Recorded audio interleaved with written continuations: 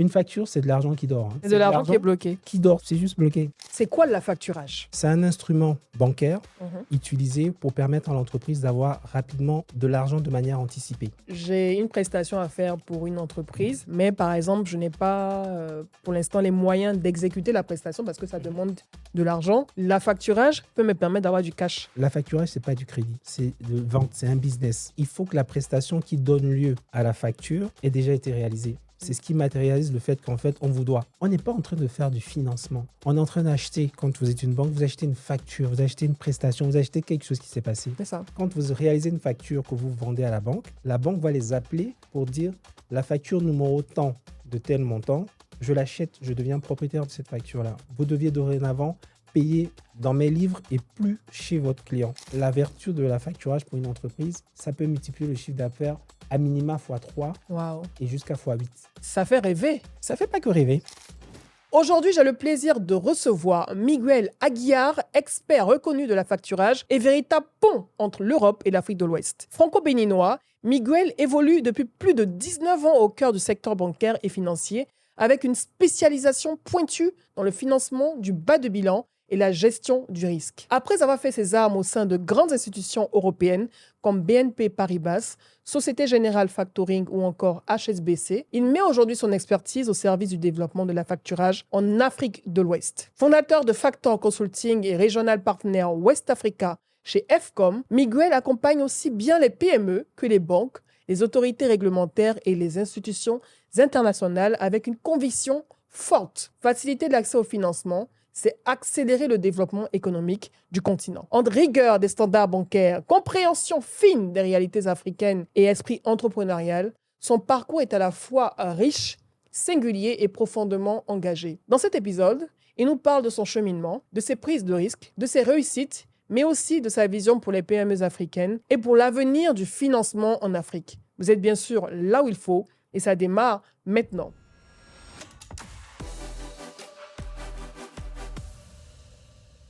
Je suis très, très contente de vous retrouver pour cette nouvelle saison des choses à dire. Vous m'avez manqué.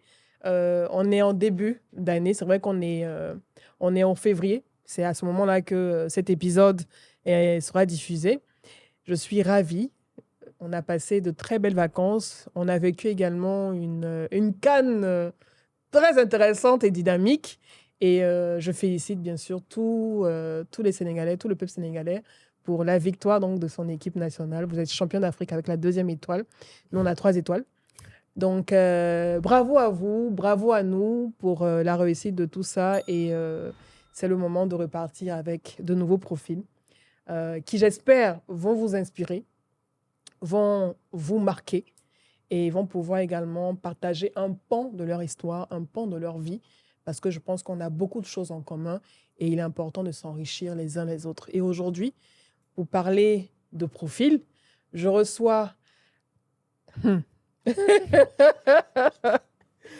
Pourquoi je souris? Parce que pendant qu'on j'enregistrais l'introduction, j'ai eu des difficultés avec le nom. Normalement, c'est Edson Miguel Aguiar Patterson. Mais j'ai repris tellement de fois. Mais c'est Miguel. Mais il dit c'est Miguel. Normalement, les Espagnols prononcent Miguel. C'est ce que tu me dis.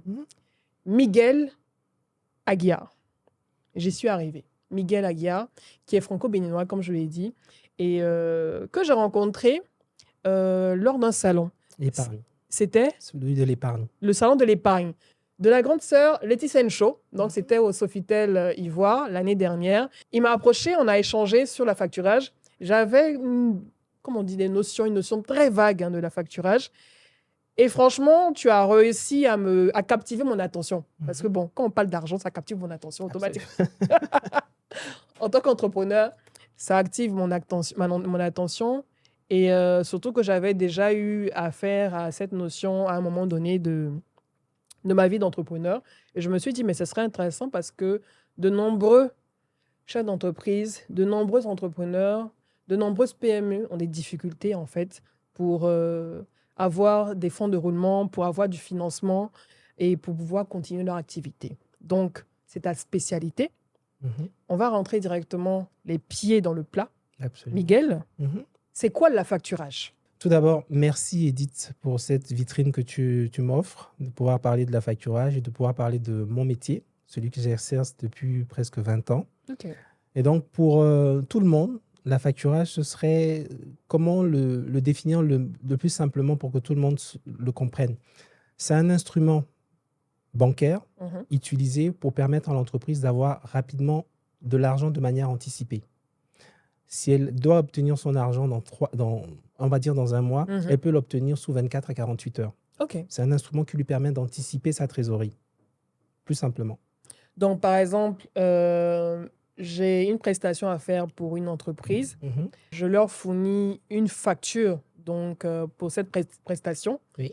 Mais par exemple, je n'ai pas pour l'instant les moyens d'exécuter la prestation parce que ça Mhm. demande de l'argent. J'ai d'autres factures même qui m'attendent et qui n'ont pas encore été réglées, donc j'ai un trou dans ma trésorerie. La facturage peut me permettre d'avoir du cash tout de C'est suite. ça. Mais à un petit détail près, Mhm. il faudrait que la prestation, quand on parle d'affacturage, il faudrait que la prestation ait déjà été réalisée. Ok, d'accord. Ce n'est pas une avance sur commande. Ok. Dans le cas de l'avance sur commande, la prestation n'a pas encore été réalisée. Mais dans le cas de la facturage, il faut que la prestation qui donne lieu à la facture ait déjà été réalisée. C'est ce qui matérialise le fait qu'en fait, on vous doit. Exactement. Alors que quand c'est une avance sur commande, on ne vous doit pas encore en réalité. Oui. Parce que la prestation n'a pas eu lieu. Oui. Et comme on ne vous doit pas, vous ne pouvez pas la vendre, cette facture. Oui. Alors que dans la facturage, vous avez déjà réalisé la prestation et le débiteur, donc celui qui doit vous payer, reconnaît qu'il a reçu la prestation ou si c'est une vente de marchandises, qu'il a reçu la marchandise. Mhm. Et donc, du coup, comme il est en fait engagé puisque doit cet argent, cette facture peut être vendue. Ok. Donc, en fait, si je reprends mon exemple, l'exemple que j'ai pris tout à l'heure, C'est ça? les factures qui sont en attente et qui ont creusé un trou dans ma trésorerie parce que c'est des paiements à 30, 60, 90 jours. Et cette nouvelle prestation qu'on me demande pour lesquelles je n'ai pas de sous, Mhm. ça, c'est une avance. Si je dois faire une demande, Une c'est une avance. avance sur commande. Voilà. Ça, c'est complètement différent de la C'est facturage. différent La facturage, c'est les factures qui sont en attente de paiement. de paiement C'est parce que ça. j'ai déjà fait les prestations des Voilà. clients. Parce qu'il y a un terme juridique qui le dit. En fait, il faudrait que les factures soient fermes et définitives. La prestation a déjà été réalisée. Donc, Mhm. c'est fini. On ne peut plus la contester. Oui. Pourquoi celui qui achète, ce n'est pas lui qui a fait la prestation. Quand je prends une banque, la banque qui achète votre facture, ce n'est pas elle qui a réalisé la prestation. Donc, si c'est une prestation sur laquelle il y a un risque de litige, Mhm. elle ne va pas l'acheter. Oui. Donc, pour qu'elle soit sûre que la prestation ou la facture qu'elle va acheter n'est pas risquée et ne risque pas un litige, il faudrait que la prestation soit réalisée déjà de manière définitive. Mais comment la banque s'assure que j'ai effectivement réalisé la prestation? Quels sont les éléments qui lui permettent de dire, OK, Madame Bleu, on va vous faire cet affacturage parce que vous avez réalisé la prestation? Au moment de l'achat de cette facture, Mhm. il y a une opération qu'on appelle le sondage qui est réalisée. OK. Donc, avant même, quand vous signez un contrat avec je prends votre exemple, vous avez une société Mhm. qui signe un contrat d'affacturage avec une banque, vous allez lui donner la liste de tous vos débiteurs, donc toutes les entreprises avec lesquelles vous travaillez déjà. OK. Donc, la banque va les notifier pour dire, dorénavant, j'achète les factures de telle entreprise et je serai propriétaire de toutes ces factures. Donc, ils sont tous informés par notification. Ah. Première chose. Et par la suite, quand vous réalisez une facture que vous vendez à la banque va les appeler pour dire la facture numéro tant de tel montant, je l'achète, je deviens propriétaire de cette facture-là. Vous deviez dorénavant payer dans mes livres et plus chez votre client, parce que Mhm. c'est moi le propriétaire de cette facture. Donc, et même dans la facture que vous allez émettre, il y a une mention de cession qui est mise sur cette facture pour dire que dorénavant, le paiement ne doit plus être fait dans votre comptabilité, mais dans la comptabilité de la banque. La banque donne un RIB bancaire sur lequel doit être fait ce paiement-là. Mhm. Donc, il y a un certain nombre de dispositifs qui sont mis en œuvre par vous et par la banque pour signifier au débiteur que le paiement ne doit plus être fait chez vous, mais chez la banque qui est devenue propriétaire de cette facture-là.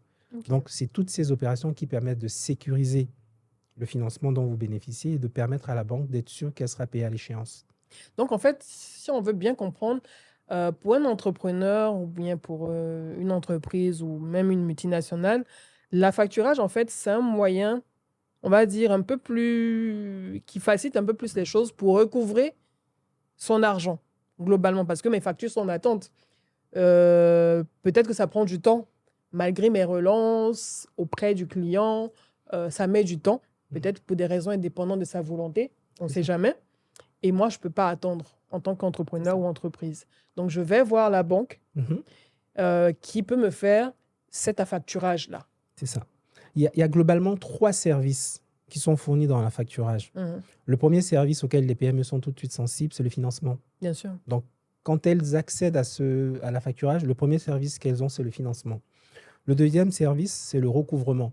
Oui. C'est ce que je disais tout à l'heure. Quand vous êtes une toute petite PME, pour aller recouvrer chez une grande entreprise comme Total, vous ne faites pas trop le malin. Non. Vous êtes, Faites pas le poids. vous êtes déjà contente d'avoir un contrat Ouais. et vous ne voulez pas que ce contrat soit rompu. Bien Donc, sûr. du coup, pour recouvrer, vous recouvrez tranquillement. Si on vous a dit qu'on devait vous payer à 100 jours, Vous à attendez. 150 jours, vous ne faites pas le malin, vous continuez de négocier pour être payé. Quand vous vendez votre facture à la banque et la banque devient propriétaire de cette facture-là, c'est une grande banque, c'est une grande institution. On va dire qu'elle fait un peu plus le poids que vous auprès de ce grand donneur d'ordre. Donc, c'est plus facile pour une grande banque d'appeler le Total, par exemple. J'ai pris l'exemple de Total, mais bon, j'ai rien contre Total. Mais c'est plus facile pour elle d'appeler Total pour dire « Je suis devenu propriétaire de telle facture qui sont dans tes livres que tu dois payer. J'aimerais que tu me payes, l'échéance est arrivée. » Donc, Total, déjà, ne peut pas dire qu'il n'a pas la trésorerie parce qu'il est certainement en relation avec cette banque-là. Bien sûr. Et donc, de l'autre côté, il va plus facilement payer parce qu'il a certainement des lignes déjà chez cette banque pour pouvoir acter. Donc, c'est déjà plus facile pour la banque de recouvrer que vous-même. Donc, j'ai parlé du financement, du recouvrement. Et il y a un troisième service qui est très important, c'est l'assurance crédit. OK. C'est-à-dire, quand vous achetez la facture, si jamais, quand la banque achète la facture, si jamais le débiteur, donc celui qui doit payer, fait faillite, c'est la banque qui prend le risque. OK, pas C'est vous. ça, c'est peu vous. OK. Le fait que vous ayez vendu votre facture fait qu'en fait, c'est la banque qui est responsable du défaut du débiteur. Donc, il y a l'assurance crédit qui vient en troisième relais comme service qui est vendu dans cette prestation. Donc, le financement, le recouvrement et l'assurance crédit. Donc, c'est tous ces éléments qui sont très importants pour des PME. En fait, les PME vont faire appel régulièrement à de l'affacturage parce que c'est plus simple d'avoir de la liquidité où tu es certain que tu as tout de suite du cash et tout ce qui est problématique de recouvrement, de risque de défaut de paiement et tout, c'est la banque qui gère. Absolument. Mais est-ce que c'est vrai qu'on traite avec donc, des entreprises privées, mais et l'État? Tu souris. Ça, c'est notre... Paire de manches. C'est notre... En fait, l'affacturage répond à cette problématique. En France, quand j'étais en France, on avait un produit de marché public, d'affacturage marché public, qui était dédié vraiment aux entreprises qui travaillent avec l'État. Oui. Il ne faut pas croire, l'État français aussi n'est pas un aussi bon payeur. Voilà. Donc, c'est que tous les États sont pas forcément les États qui ont payeurs. cette problématique. Donc, on avait ce problème. Donc, on a mis en place cette solution de marché public. En Côte d'Ivoire, ce n'est pas encore le cas. Je sais qu'il y a des réflexions en cours, il y a des banques qui souhaitent mettre ce produit en place, mais ça ne devrait pas être un problème de mettre en place un marché public, un produit d'affacturage sur les marchés publics. C'est très simple. La problématique, elle est la même que pour les entreprises. C'est simplement l'État qui est, on va dire, un payeur qui est un peu plus lent que les entreprises privées. Oui. Donc, la banque met en place, il y a des mécanismes de contre-garantie. Je ne sais pas si ça existe ici, mais je pense qu'il y a la SGPME en Côte d'Ivoire qui peut permettre de mettre en place des ça. garanties, oui. Voilà. Donc, du coup, pour les banques qui font ces financements, des organismes, on va dire, publics peuvent venir en contre-garantie pour permettre, en fait, aux banques de pouvoir allonger ce délai-là. Parce que la banque, dans sa structuration, n'est pas faite pour porter des créances très longues. La banque est faite pour faire du business sur des créances commerciales. Et les créances publiques sont des créances, on va dire, civiles, qui sont un peu plus longues, avec des délais de paiement un peu plus longs. Et l'État, en fonction des budgets, n'arrive pas à décaisser facilement de l'argent. Mais dans un monde parfait, on aurait eu les banques d'État, en Côte d'Ivoire on en a, qui financeraient des créances publiques. Donc, quand tu dis banque d'État, est-ce que la BNI est une banque d'État? La BNI est une banque d'État. Versus fut une banque d'État, c'est plus le cas. Je pense qu'il y a la BCC qui a été rachetée par l'État ivoirien il n'y a pas trop longtemps, qui est une banque d'État. Et il me semble qu'il y a une quatrième banque. Je ne sais pas si c'est la BHCI. C'est pas la BHCI. Je crois que c'est la BHCI, qui sont les 4 banques publiques, on va dire, ou semi-publiques dans l'État. Ces banques, on va dire, c'est l'État ivoirien derrière. Ces banques auraient pu avoir vocation de financer les créances publiques. C'est-à-dire, lors de la soumission, quand vous remportez un marché public, il faudrait qu'on affecte une banque qui puisse permettre à l'entreprise soumissionnaire qui a remporté le marché de pouvoir avoir les financements pour pouvoir le faire. C'est ça. Ça permettrait donc, d'une part, à l'État de pouvoir s'assurer que les marchés qu'elle a octroyés seront suivis par une des banques parce que la banque peut faire un financement à exécution successive, c'est-à-dire vous remportez un marché d'1 milliard qui est la construction de je ne sais pas quoi, des écoles et autres. Au lieu qu'on vous donne le montant global de ce truc, on vous donne un montant selon l'avancement des travaux. C'est ça. Et donc, du coup, la banque sera chargée De dans suivre. sa mission de suivre l'exécution progressive. Donc, c'est-à-dire, si vous êtes à 20%, on vous paye 20% par des acomptes. Si vous êtes à 30%, on vous paye 30%. Progressivement, le montant, et vous n'avez pas le montant en une seule fois. Le problème, c'est que dans notre écosystème, quand une entreprise remporte un marché, elle essaye d'aller trouver du financement auprès de banques privées. Oui. Donc, il n'y a pas vraiment de suivi, il n'y a pas toutes ces diligences qui sont faites. La banque espère juste être payée parce qu'elle a notifié le marché, elle espère être payée à la fin. Oui. Et derrière, on a certains entrepreneurs véreux qui ne vont pas au bout du projet. Et donc, du coup, ça crée des incidents qui fait que le marché n'est pas suivi. Nous, quand on le faisait chez Société Générale, on avait ce mécanisme qu'on avait mis en place en France. Donc, on avait mis en place ce mécanisme de suivi des marchés. Donc, c'est-à-dire l'entreprise, on achetait globalement le marché. Si elle avait un marché d'1 million, on achetait tout le marché. 1 million d'euros. 1 million d'euros. On notifiait le trésorier public en disant, nous sommes la banque qui finance ce marché-là. Et le trésorier public nous répondait en disant, j'ai bien pris acte que vous êtes la banque. Et derrière, on envoyait le RIB de la banque. Donc, c'était dans le système informatique du trésor public. Donc, ils savaient qu'ils ne devaient plus payer l'entreprise et que c'était nous qui faisions les paiements. Donc, du coup, on faisait des paiements à exécution successive sur le marché, c'est-à-dire, elle nous envoie une situation de travaux pour dire, j'ai travaillé à hauteur de 20% du marché et à partir de ce moment, on a soit un cabinet d'experts, architectes ou ce genre de choses qui viennent constater que ça a avancé réellement à ce niveau et qui donnent un OK. Et à partir du OK, la banque finance le marché à hauteur de temps. Et progressivement, donc ça permet au marché de s'exécuter.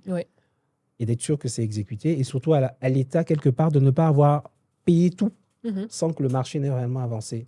Et à la banque aussi, d'être sûr que ce qu'elle avance sera réellement payé par l'État. Donc, c'était ce mécanisme qu'on avait essayé de mettre en place et qui avait bien fonctionné, puisque c'était une ligne qui fonctionnait. On avait des gros montants, puisque c'était des gros marchés, et qui permettaient de financer de nombreuses PME qui avaient des difficultés à obtenir du financement.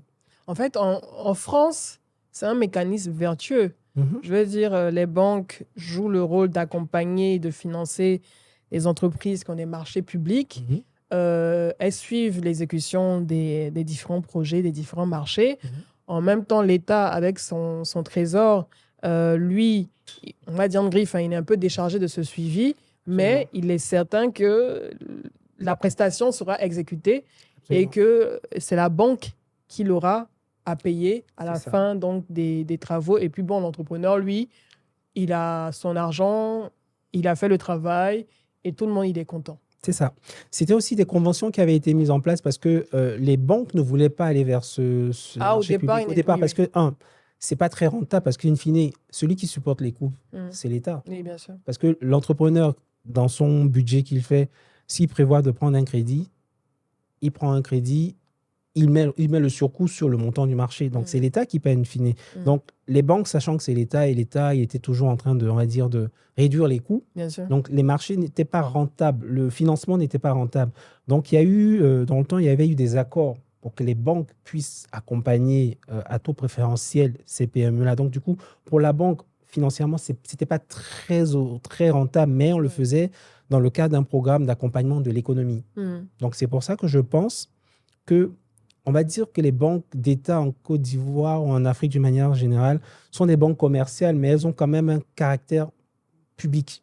Elles sont là pour accompagner l'économie. Donc, elles pourraient prendre sur elles dans leur mécanisme d'accompagner ces entreprises-là sans avoir à facturer autant parce que c'est finalement l'État sur lequel ça va reposer. Donc, voilà un peu le mécanisme. Je ne sais pas s'il est assez clair ce que je suis en train de dire. C'est ça un peu qui devrait être mis en place pour pouvoir accompagner ces PME. Du coup, toi, tu as cette expérience donc, de la France, de l'Europe en termes d'affacturage. Mais pour les entrepreneurs qui me suivent, les dirigeants d'entreprise et peut-être les futurs entrepreneurs et tout, qui ont cette problématique de financement, comment ça se passe concrètement ici en Côte d'Ivoire et dans la sous-région aussi ouest-africaine, puisque tu es franco-béninois? Pour l'affacturage? Oui, pour l'affacturage. On va dire... Est-ce que ici, ma banque, si je prends Bridge Bank, AFG ou Société Générale ici, est-ce qu'ils font de la facturage? Bon, je vais séquencer cette question en plusieurs points.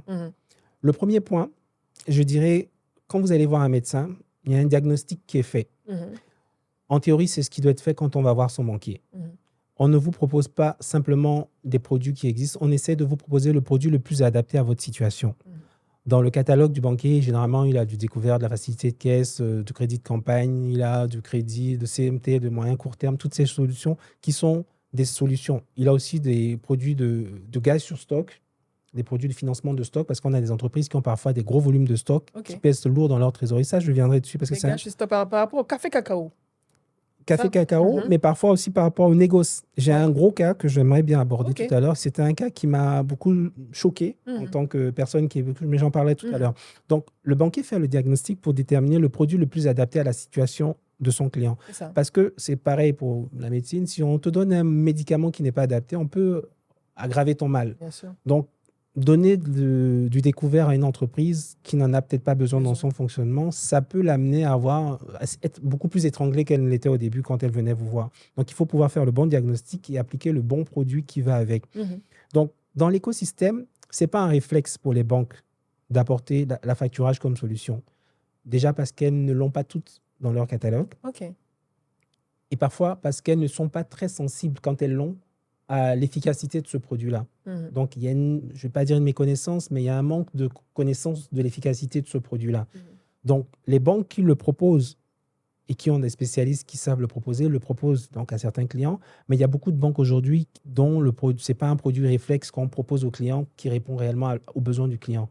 Donc, je dirais c'est très embryonnaire. Et il y a aussi une confusion qui est faite avec un produit dont on a parlé tout à l'heure, c'est l'avance sur facture. L'avance sur facture, oui. L'avance sur facture n'est pas de la facturage. Et ne sera pas de la facturage. C'est deux produits différents. J'ai parlé tout à l'heure d'un transfert de propriété. La banque achète la facture et devient propriétaire de cette facture. Ça, c'est le cas de la facturage. Dans l'avance sur facture, la prestation n'existe pas. La prestation n'existe pas, donc il n'y a pas un transfert. C'est la banque, sur son bon vouloir et sur la connaissance qu'elle a de votre activité et de celui qui vous doit, qui va dire « Ok, donne-moi la facture. La facture fait 10 millions. Je te donne 30-40% du montant de la facture. » en attendant que tu exécutes la prestation. Alors que je trouve que la facturage plus sécurisé que l'avance sur bon de commande, parce que l'avance sur bon de commande, c'est un risque.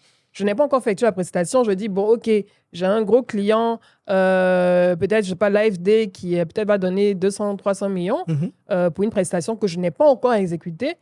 Mais la banque va dire, OK, je peux te faire une avance sur bon de commande pour quelque chose qui n'a pas encore été fait et pour un paiement. Même si c'est un bon de commande qui n'est pas sûr. Si je ne fais pas la prestation, je ne serai pas payé. Mais nos amis banquiers en Afrique sont très, très prudents. Souvent, quand ils vous font même une avance sur facture, ils prennent des garanties.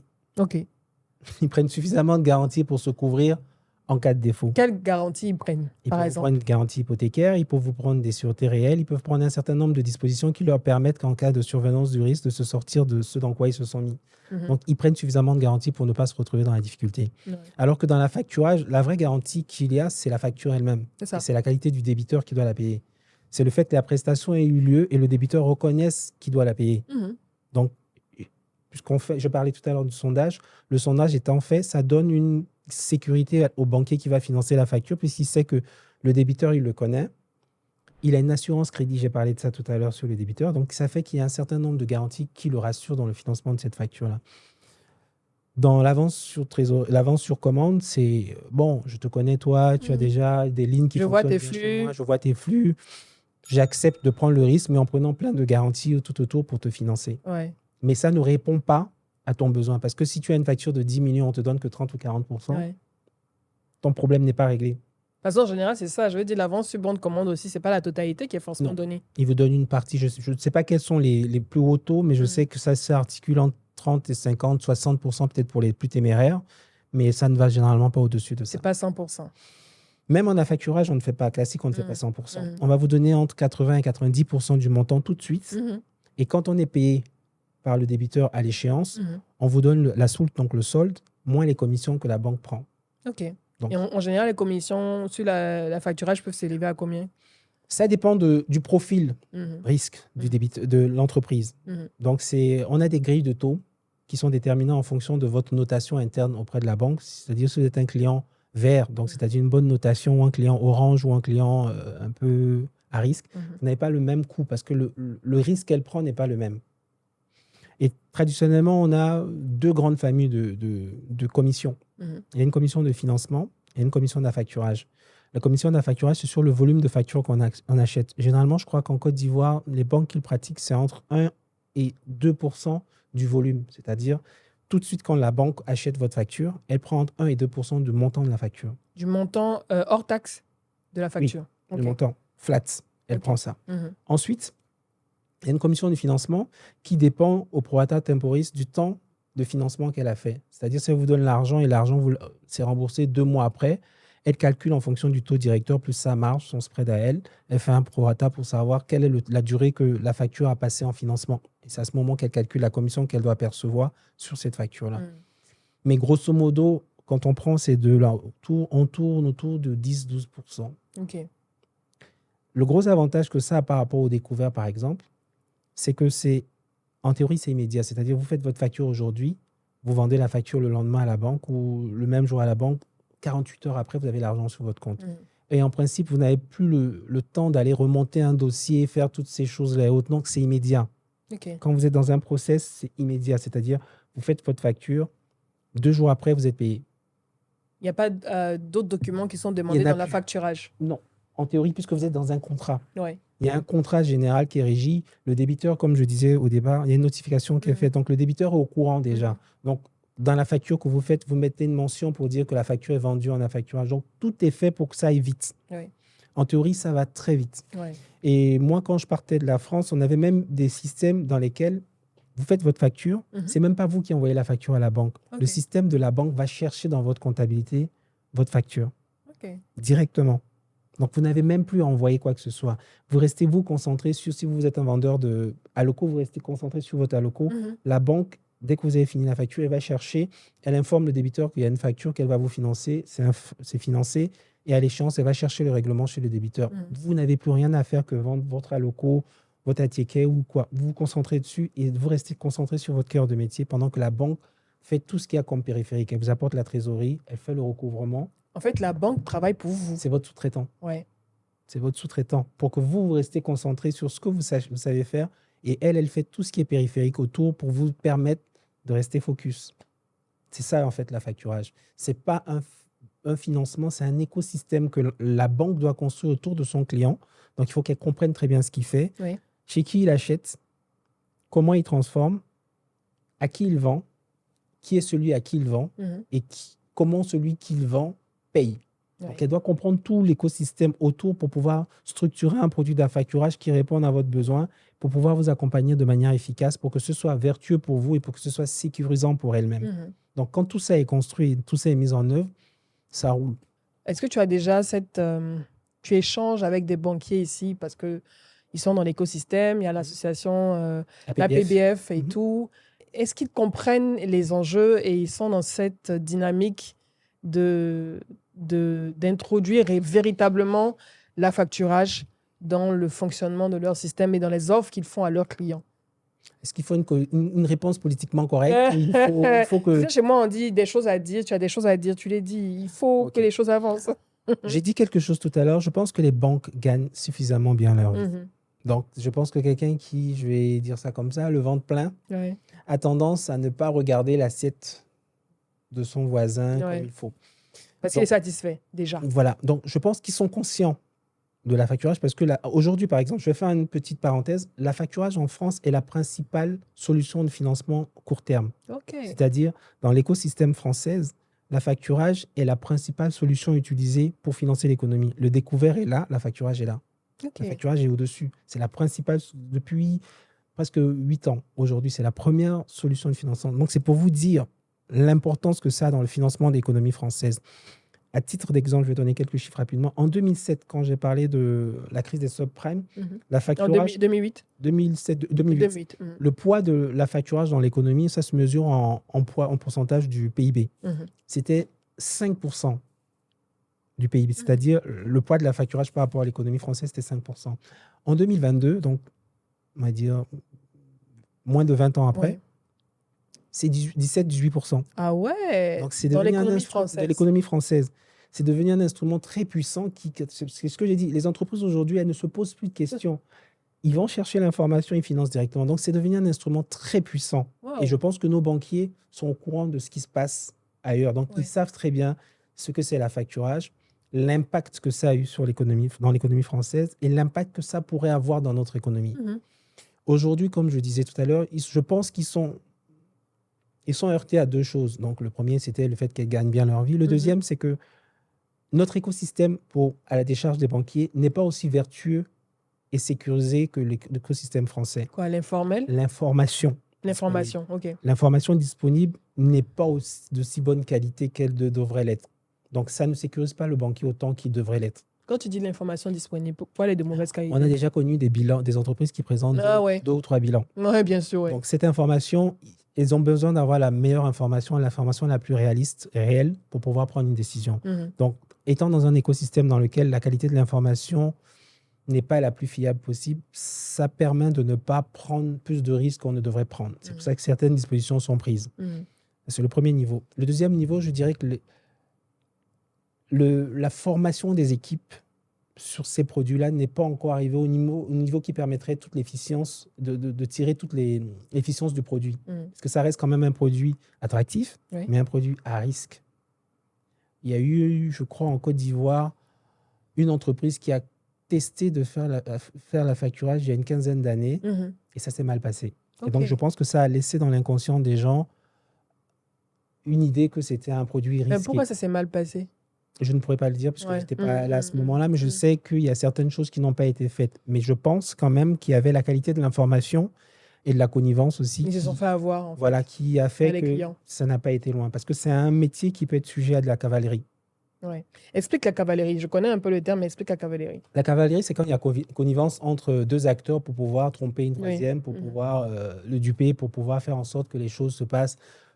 Fausse facture, par exemple. Vous allez dire, tiens, j'ai réalisé une prestation que je n'ai jamais réalisée. Le débiteur va dire, oui. Je confirme. Je confirme que la prestation a été réalisée et je dois payer dans 60 jours. La banque avance l'argent, les deux disparaissent. Et dans la nature, ouais. Voilà, ça c'est un exemple de cavalerie qui est très fréquent dans la facturage et c'est pour ça que ça nécessite une vraie connaissance de l'écosystème, encore une fois. Il faut maîtriser, la banque a besoin de maîtriser son écosystème, donc la qualité de l'information, les acteurs de cet écosystème et le circuit d'information. Il faudrait que le circuit informatique ou le circuit de transfert de flux d'informations soit le plus performant et le plus sécurisé possible. Donc c'est ça qui permet de mettre en place un affacturage sécurisé de qualité où tous les acteurs sont rassurés. Mais est-ce que tu penses qu'au regard de ce que tu viens de dire, de la mauvaise qualité de l'information, le fait que peut-être le système n'est pas forcément vertueux, certaines PME ou entreprises ont des comportements litigieux, font de la cavalerie et tout, c'est que finalement les banquiers vont jamais, je veux dire, mettre en avant la facturage dans leur service. Je prends le cas du mobile money. Je pense qu'on est en avance.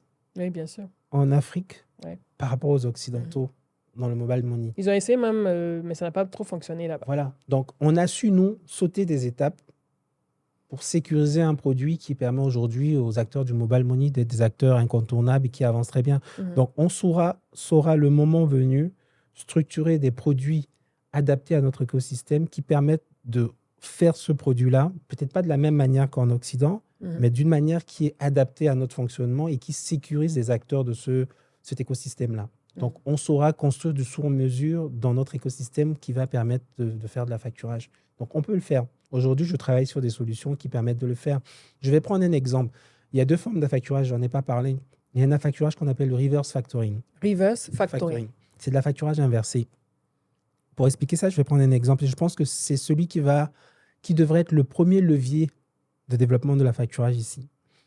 Vous prenez Carrefour. Je vais citer encore Carrefour. Donc, il y a Carrefour en Côte d'Ivoire. Carrefour en Côte d'Ivoire. Il a plein de produits dans ses rayons. La plupart de ces produits-là, ce n'est pas Carrefour qui les produit. Ce sont des artisans, ce sont des entreprises, des industriels qui font ces produits-là, qui le vendent à Carrefour pour que Carrefour puisse les distribuer. Parce que Carrefour, c'est une entreprise qui a besoin d'avoir un approvisionnement constant. Il ne faut pas qu'il y ait de rupture de stock dans les magasins. Mais les producteurs qui mettent ces produits à disposition, il leur faut, eux, avoir un cycle de production, on va dire, à flux tendu. Il ne faut pas qu'ils s'arrêtent à un moment donné. Donc, il faut qu'ils aient de l'argent pour acheter les matières premières, pour transformer, pour que dès que Carrefour dit « Attention, je vais avoir une rupture de stock de temps », ils puissent livrer. Mais pour ça, il faut que Carrefour paye. Ouais. Mais Carrefour ne peut pas payer tant qu'il n'a pas écoulé le stock. Donc, ces fournisseurs de Carrefour se retrouvent parfois en tension de trésorerie en disant « Si tu veux que je te livre et que tu ne sois pas en rupture de stock, il faut que tu me payes un peu. Ouais. » Et Carrefour dit « Mais je ne vais pas te payer alors que je n'ai pas encore vendu. » Donc, il y a ce sujet entre les deux souvent où il dit bah, « Donne-moi un peu d'avance parce que je ne peux pas. » Donc, en France, on a mis en place un mécanisme qui s'appelle le reverse factoring qui permet, via une plateforme sécurisée, de permettre à tous ces acteurs de pouvoir échanger. Le fournisseur, quand il donne la facture à Carrefour, et quand il fait sa facture, il met la facture dans la plateforme, ça va chez Carrefour. Carrefour valide la facture électroniquement pour dire « Oui, cette facture, j'ai été livré des 50 tonnes de temps et que je reconnais que cette facture et que je m'engage à la payer à échéance dans 60 jours. » Il donne l'information sécurisée à la banque. La banque, du coup, elle reçoit l'information, elle peut faire le financement, le préfinancement tout de suite au fournisseur. Parce qu'elle a eu le OK de Carrefour qui s'engage à payer la facture. Donc, elle n'a pas besoin encore de changer avec qui que ce soit puisque tout se passe dans le système. Et tout de suite, le fournisseur a son argent tout de suite et il peut relancer son cycle de production de manière à avoir les produits disponibles le jour où Carrefour demande, dès le lendemain, il livre. Donc, lui, il a son argent, il fait tourner son business, le fournisseur. Carrefour n'aura pas de rupture de stock. Donc, vous n'irez pas dans les rayons de Carrefour et manquer de produits parce que le produit sera tout le temps disponible. Et derrière, c'est sécurisé pour tout le monde. Carrefour est content parce qu'il permet de faire son business, il fait sa croissance. Le fournisseur aussi fait sa croissance. Et la banque fait du business puisque derrière, elle a un business sécurisé qui tourne tout seul dans lequel elle n'a pas besoin d'aller faire signer plein de choses à gauche, à droite. Tout est déjà fluide. Et c'est que Carrefour va payer. Et c'est que Carrefour va payer. Le fournisseur, pour la banque n'a même pas besoin de savoir vraiment qui est le fournisseur parce que son plus grand risque n'est pas porté par lui, mais porté par Carrefour. Donc cet écosystème qui est pour moi une étape embryonnaire, une première étape, peut être déjà mise en place ici de manière plus grande. Et moi, je travaille dessus avec des banques aujourd'hui pour pouvoir vulgariser ce produit-là, qui existe déjà sous des formes embryonnaires, mais pas aussi construit que ça, mais qui permet d'aller plus loin. Parce que derrière, on peut traiter des flux, des volumes plus importants, des flux plus importants et mettre en place beaucoup plus de financement. Ça permet aux fournisseurs de croître, d'embaucher du personnel. Ça permet aussi d'augmenter l'assiette de la TVA. Donc ça, c'est pour l'État. Bien sûr. Donc, puisqu'il fait plus de volume, il paye plus de TVA. Et puis, il y a la traçabilité. Traçabilité, j'allais en venir, c'est un mécanisme d'inclusion financière. Puisque derrière, tout ce qui se passe, c'est dans cette plateforme sécurisée. Carrefour ne travaillerait pas avec une entreprise qui est dans l'informel. Donc, ça permet même à des entreprises qui ont un pied dans l'informel d'être contraints à rentrer de se structurer dans le formel. Donc, c'est un mécanisme d'inclusion financière, d'augmentation d'assiette d'imposition de l'État, donc vertueux pour l'écosystème, et derrière, qui permet aussi d'embaucher, parce que quand l'argent rentre, ces entreprises ont besoin de faire d'embaucher plus de personnes pour pouvoir aller. Voilà. Mais en fait, ça fait rêver. Ça ne fait pas que rêver. Ouais.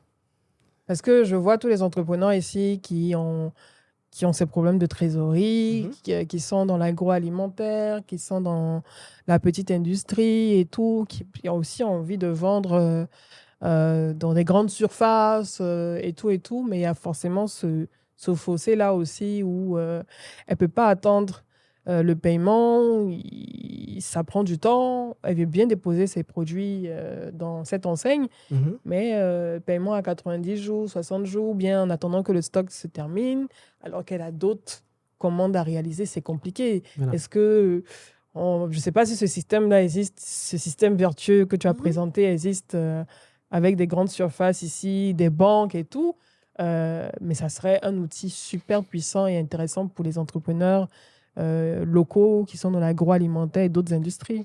Comme je disais tout à l'heure, ça existe, mais au cas par cas.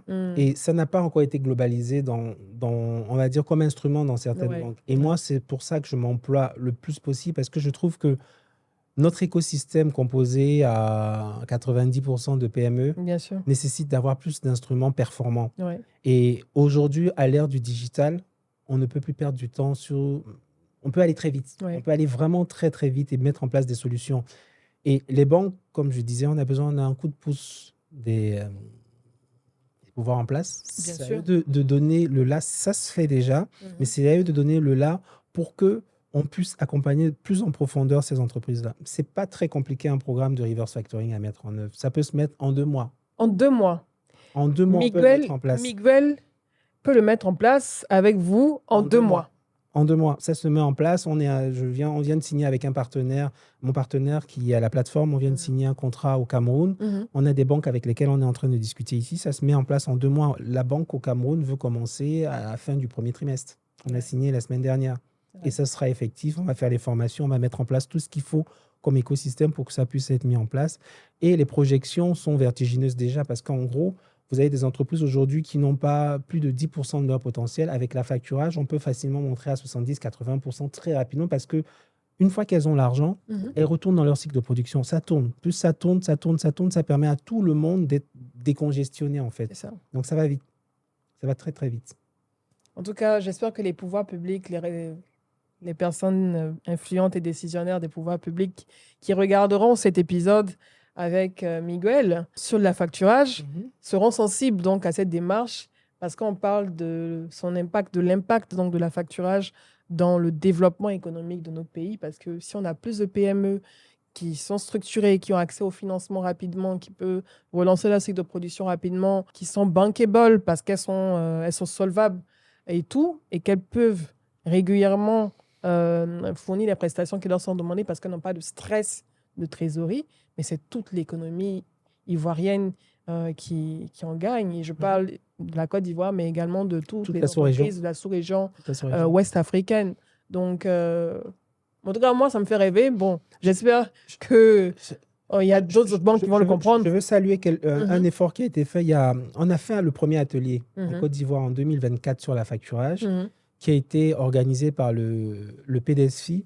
PDSFI, c'est un programme de développement du secteur financier qui est un organisme au sein du ministère des Finances. D'accord. Donc, ils ont organisé cet atelier-là en coopération avec la CGCI. OK. Donc, le patronat ivoirien. Donc, tous ces acteurs-là sont conscients de tout ce qu'il y a. C'est un écosystème, en fait. Je reprends le terme écosystème parce que il ne faut pas prendre des acteurs séparés. C'est tout le monde on doit tous se mettre à table pour pouvoir faire en sorte que ça progresse.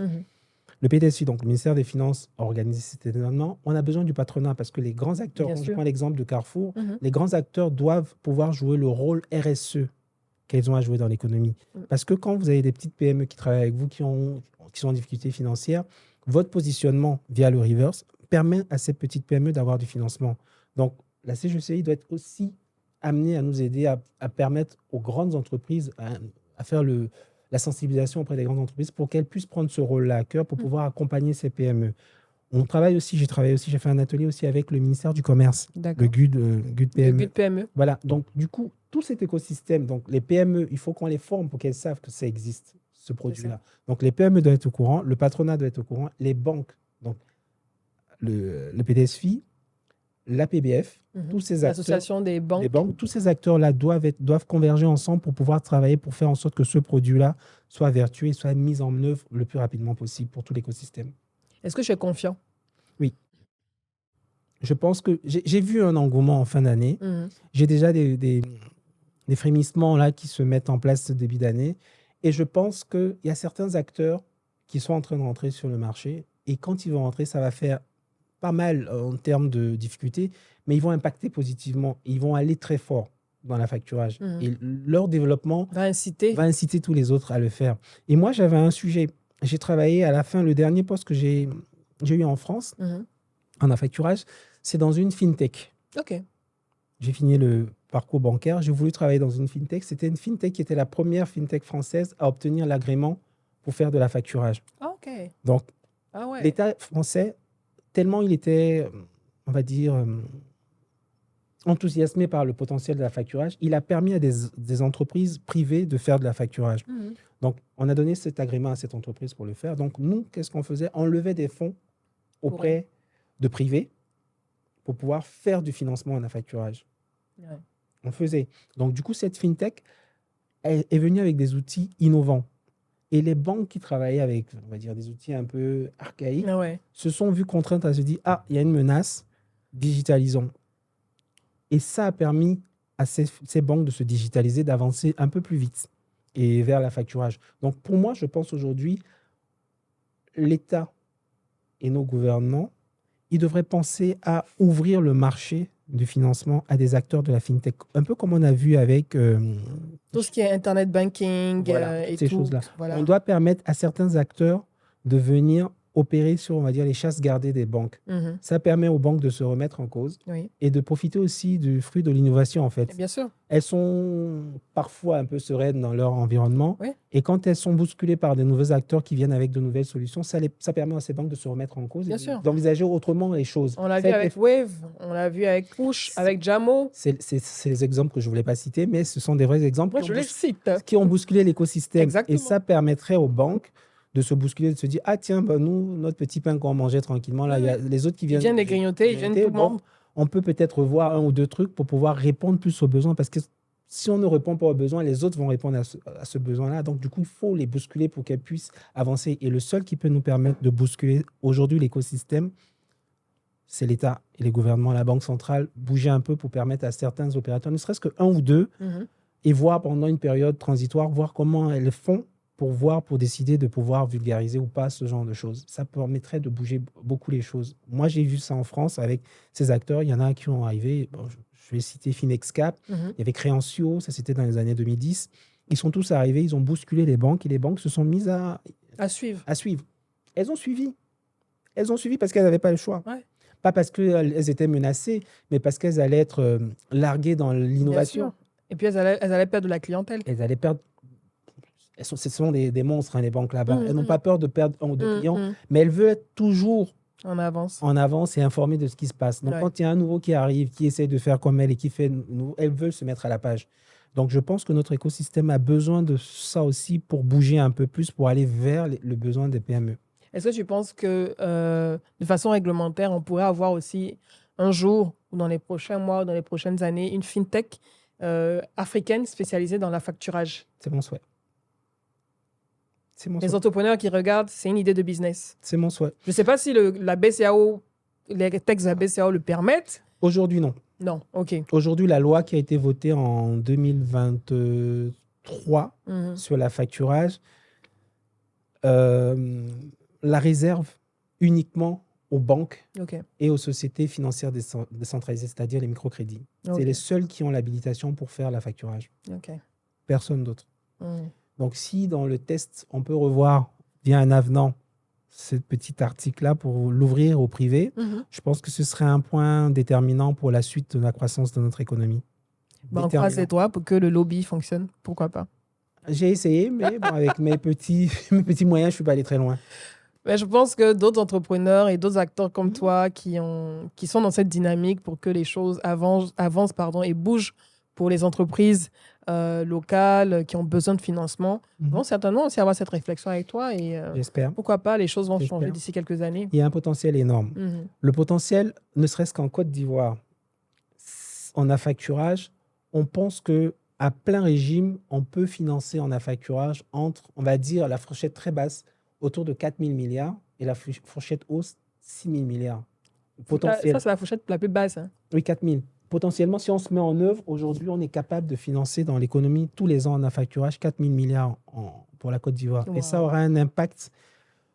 Je ne suis pas économiste, hein, mais je pense que ça peut impacter à hauteur de presque 2 points ou plus de 2 points le PIB du pays. Ouais. C'est-à-dire, en pleine puissance, si on utilise les 4 000 et 6 000 milliards, le PIB de la Côte d'Ivoire, si c'était de 8%, ça peut atteindre les 10% avec l'impact de la facturage. Ça, c'est énorme. Sachant que c'est un outil d'inclusion. Donc, Oui. c'est-à-dire, on ne mesure pas. Je reprends mon exemple. Quand vous prenez un fournisseur qui est payé cash, Mhm. qui refinance qui paye son fournisseur cash, si le fournisseur repaye son autre fournisseur cash, c'est tout un écosystème qui est arrosé. Oui. Ça rejaillit de manière transversale. Ça va sur toutes les couches, en fait. Ouais. Donc, ça ne reste pas bloqué quelque part. C'est tout l'écosystème qui est... Donc, aujourd'hui, quand vous payez à 60 jours, c'est de l'argent bloqué. Et Mhm. quand vous payez tout de suite, c'est de l'argent qui est redistribué dans l'écosystème, qui permet à l'écosystème de tourner. Et il tourne beaucoup plus vite. Plus vite il tourne, plus les volumes augmentent et plus l'écosystème devient plus vertueux parce que ça va plus vite. Et l'argent circule. Ça circule beaucoup plus vite. Ben, on espère. Une facture, c'est de l'argent qui dort. Hein. Oui, c'est ça. C'est aussi simple que ça. C'est de l'argent qui est bloqué. qui dort, c'est juste bloqué. Oui. Et que si vous pouvez le débloquer, Vous n'allez pas le prendre pour le garder chez vous. C'est ça. Vous allez le faire redistribuer travailler, le dans redistribuer. l'écosystème. Ouais. Donc, ça redescend dans l'écosystème très vite. Et plus vite ça redescend, plus vite ça travaille. Ça va plus vite. Nous, on a essayé de chiffrer je me rappelle, on avait travaillé dessus. On pense que la vertu de la facturage pour une entreprise, ça peut multiplier le chiffre d'affaires à minima x3 Waouh. et jusqu'à x8. Waouh. Donc, c'est-à-dire une entreprise qui n'a pas de financement en affacturage sera au niveau 1. Quand elle a de l'affacturage qui rentre dans son financement, ça peut être minimum x3 par rapport à son chiffre d'affaires et aller jusqu'à x8. Et peut-être plus en fonction de la rotation de l'activité. Donc, c'est un catalyseur très important. C'est une rampe de lancement pour les entreprises. Son potentiel est énorme. Je pense que ça peut permettre aussi aux entreprises qui démarrent d'éviter la vallée de la mort des 4 ans, par exemple, parce que c'est là où c'est compliqué. Au bout d'un moment, 4 ans, 3 ans, 5 ans, les difficultés de trésorerie, les tensions de trésorerie et tout font que l'entreprise J'aime ne tient beaucoup ce plus. point-là. Et c'est un point que je voulais développer parce qu'en fait, les entreprises, c'est un exercice auquel j'ai été confronté ici. Je suis allé voir une banque en lui disant, tiens, j'ai une création récente, j'aimerais avoir les conditions pour avoir du financement. La banque me demande, et on veut les 3 derniers bilans. Je dis, non, mais je suis une création récente, je ne peux pas avoir les 3 derniers bilans. Non, il faut les 3 derniers bilans. Je dis, je peux les avoir. Si je vous les fabrique, je peux vous les avoir, je vais vous donner. Mais autrement, je suis une création récente. Et là, elle me dit, non, on ne finance pas les startups. Et pour moi, c'est un gros problème. Les plus grandes entreprises qui ont besoin d'être financées, c'est celles qui sont en démarrage. Ouais, en démarrage. Et ça, à titre personnel, quand j'étais dans une des entreprises dont j'ai parlé tout à l'heure, j'ai eu un cas qui est un très bel exemple. Un très, très bel exemple. C'est en 2012, il y avait une loi qui avait été votée en France, 2012, oui, dans laquelle on exigeait à toutes les maisons d'avoir un détecteur d'incendie, de fumée. Oui. Et donc, du coup, il y avait la razzia sur les stocks qui existaient. Et donc, il y avait un petit jeune qui avait obtenu de la part de Leroy Merlin, pour ne pas les citer, un contrat d'approvisionnement de presque 10 millions d'euros. Ouais. Je vais m'arrêter là pour le montant. Et donc, du coup, ce jeune-là, il avait besoin de se faire financer parce qu'il devait acheter son matériel quelque part pour pouvoir le vendre au roi Merlin. Donc, il fallait qu'il trouve de la trésorerie. Il a fait le parcours de toutes les banques. Toutes les banques. Il a essayé de trouver du financement. Aucune d'entre elles n'a voulu, en France, n'a voulu financer parce que c'était une création récente. Une société nouvellement créée, il sortait de l'école, il n'avait même pas 30 ans. Ouais. Il remplissait toutes les cases pour ne pas être financé. C'est ça, exactement. Jeune. Pas d'expérience. Pas de track record, rien. Track record, rien. Bien. Il a fait le tour, il est arrivé chez nous. Et nous aussi, on ne voulait pas le financer parce que le montant était important. On se disait, si elles ont toutes refusé, pourquoi on allait le faire? Et ça m'a passionné un peu ce truc. J'ai voulu comprendre. J'ai dit, écoutez, laissez-moi juste regarder un peu, je vais voir ce qu'on peut faire. Donc, j'ai pris le dossier, j'ai appelé le jeune homme, j'ai discuté avec lui, il m'a expliqué un peu le contexte. Et il avait le contrat d'approvisionnement qu'il avait. Et j'ai dit, OK, très bien. Est-ce que tu m'autorises à appeler ton fournisseur qui était en Finlande? Il me dit oui. Je dis, OK, je vais appeler. J'appelle le fournisseur pour confirmer qu'il avait un préaccord avec eux pour être livré. Le fournisseur me dit, oui, on a l'accord et autres. Je dis, très bien. J'appelle le roi Merlin pour dire, est-ce que vous êtes prêt à accepter de ne plus payer chez lui, mais payer chez nous, si on finançait cette facture? Le roi Merlin me dit, OK, on peut le faire et autres. Je dis, est-ce que vous pouvez nous faire un écrit le disant? Donc, ils nous ont fait l'écrit. On a reçu l'écrit. J'ai dit, OK, très bien. Et maintenant, j'avais le fournisseur, l'acheteur qui était truc. Donc, j'avais toute la chaîne d'approvisionnement. C'est ça, directement. Donc, je me suis dit, tiens, on peut faire l'opération, pourquoi pas? Ça vient par bateau. J'ai pris tous les renseignements avec les transporteurs par bateau. J'ai eu tous les documents qui étaient nécessaires.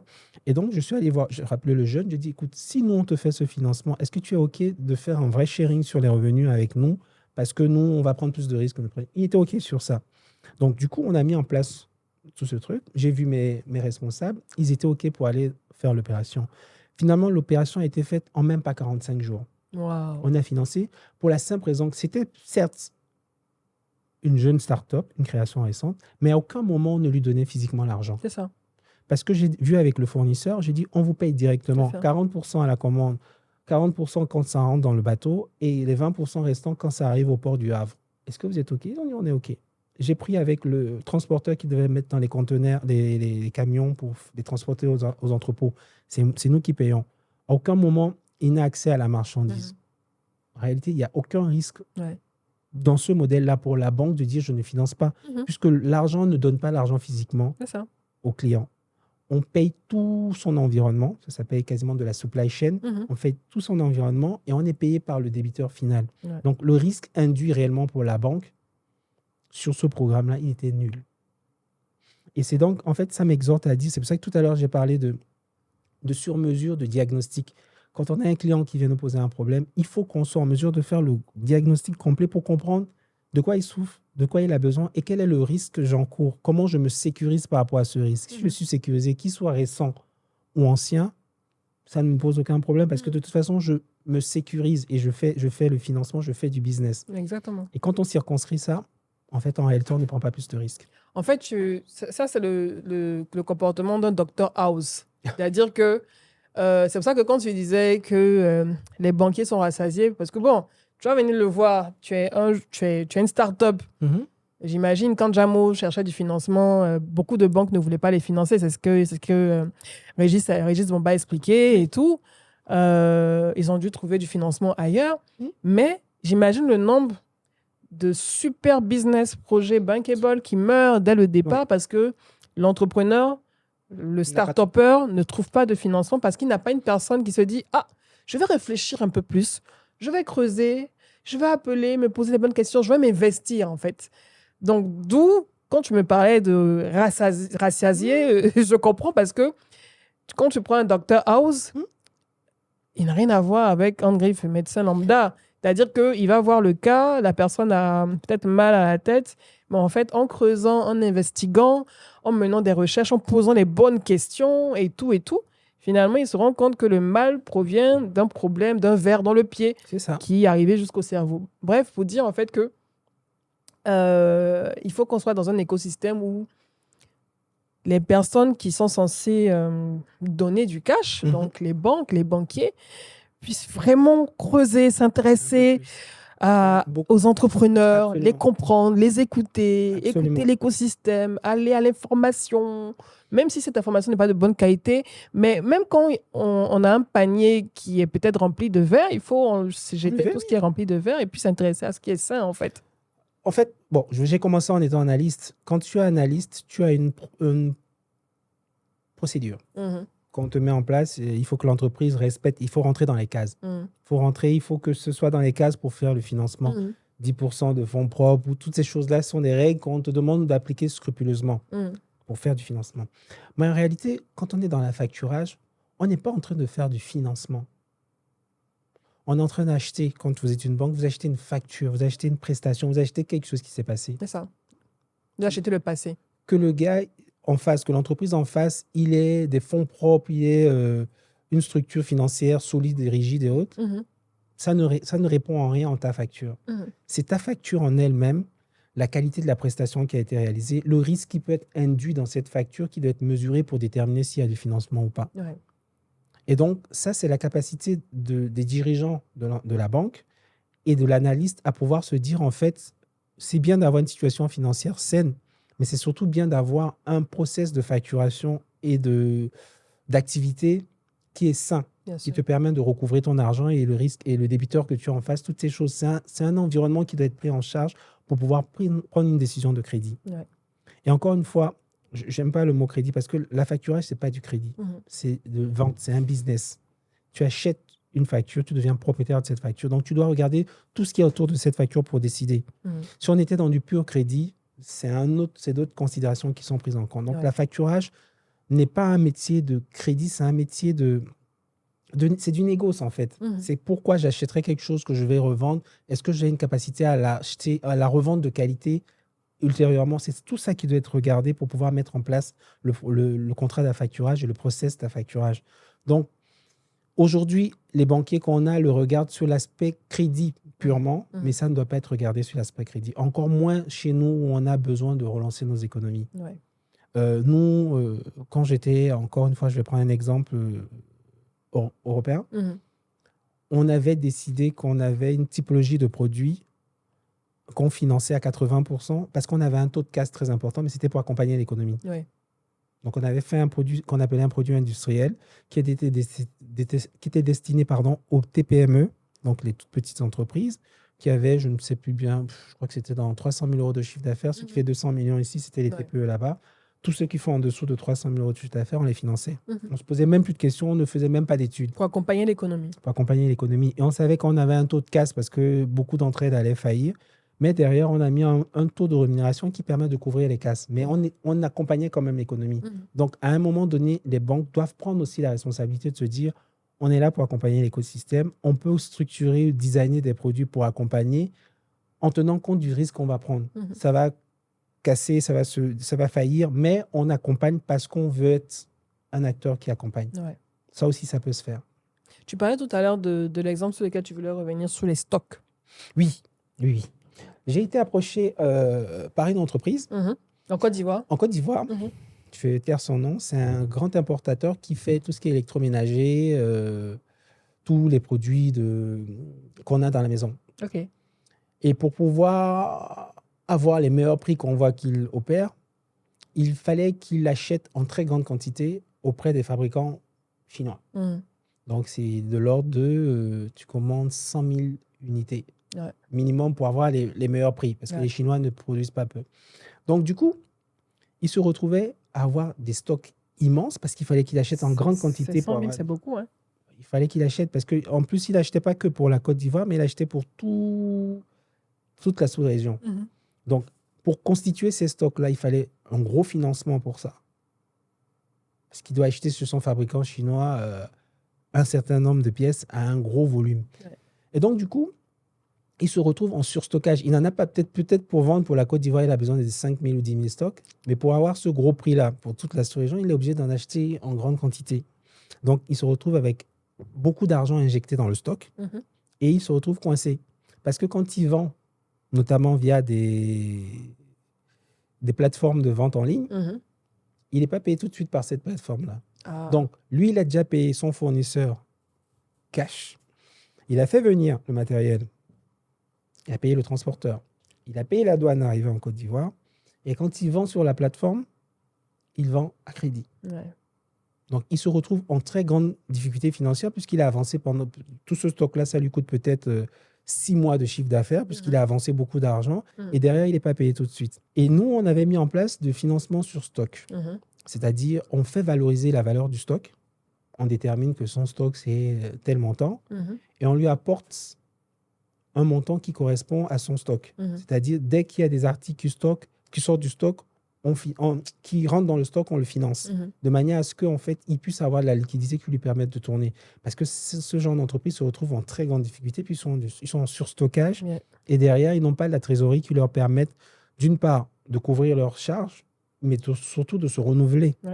Parce qu'après, il y a le gros stock à épurer qui doit peut-être prendre 2 ans à épurer. Mais derrière, les nouveautés, toutes ces choses-là, s'il n'a pas la liquidité pour les acheter, il ne peut pas les acheter. Donc, il y a du financement sur stock qui peut se faire via des gages.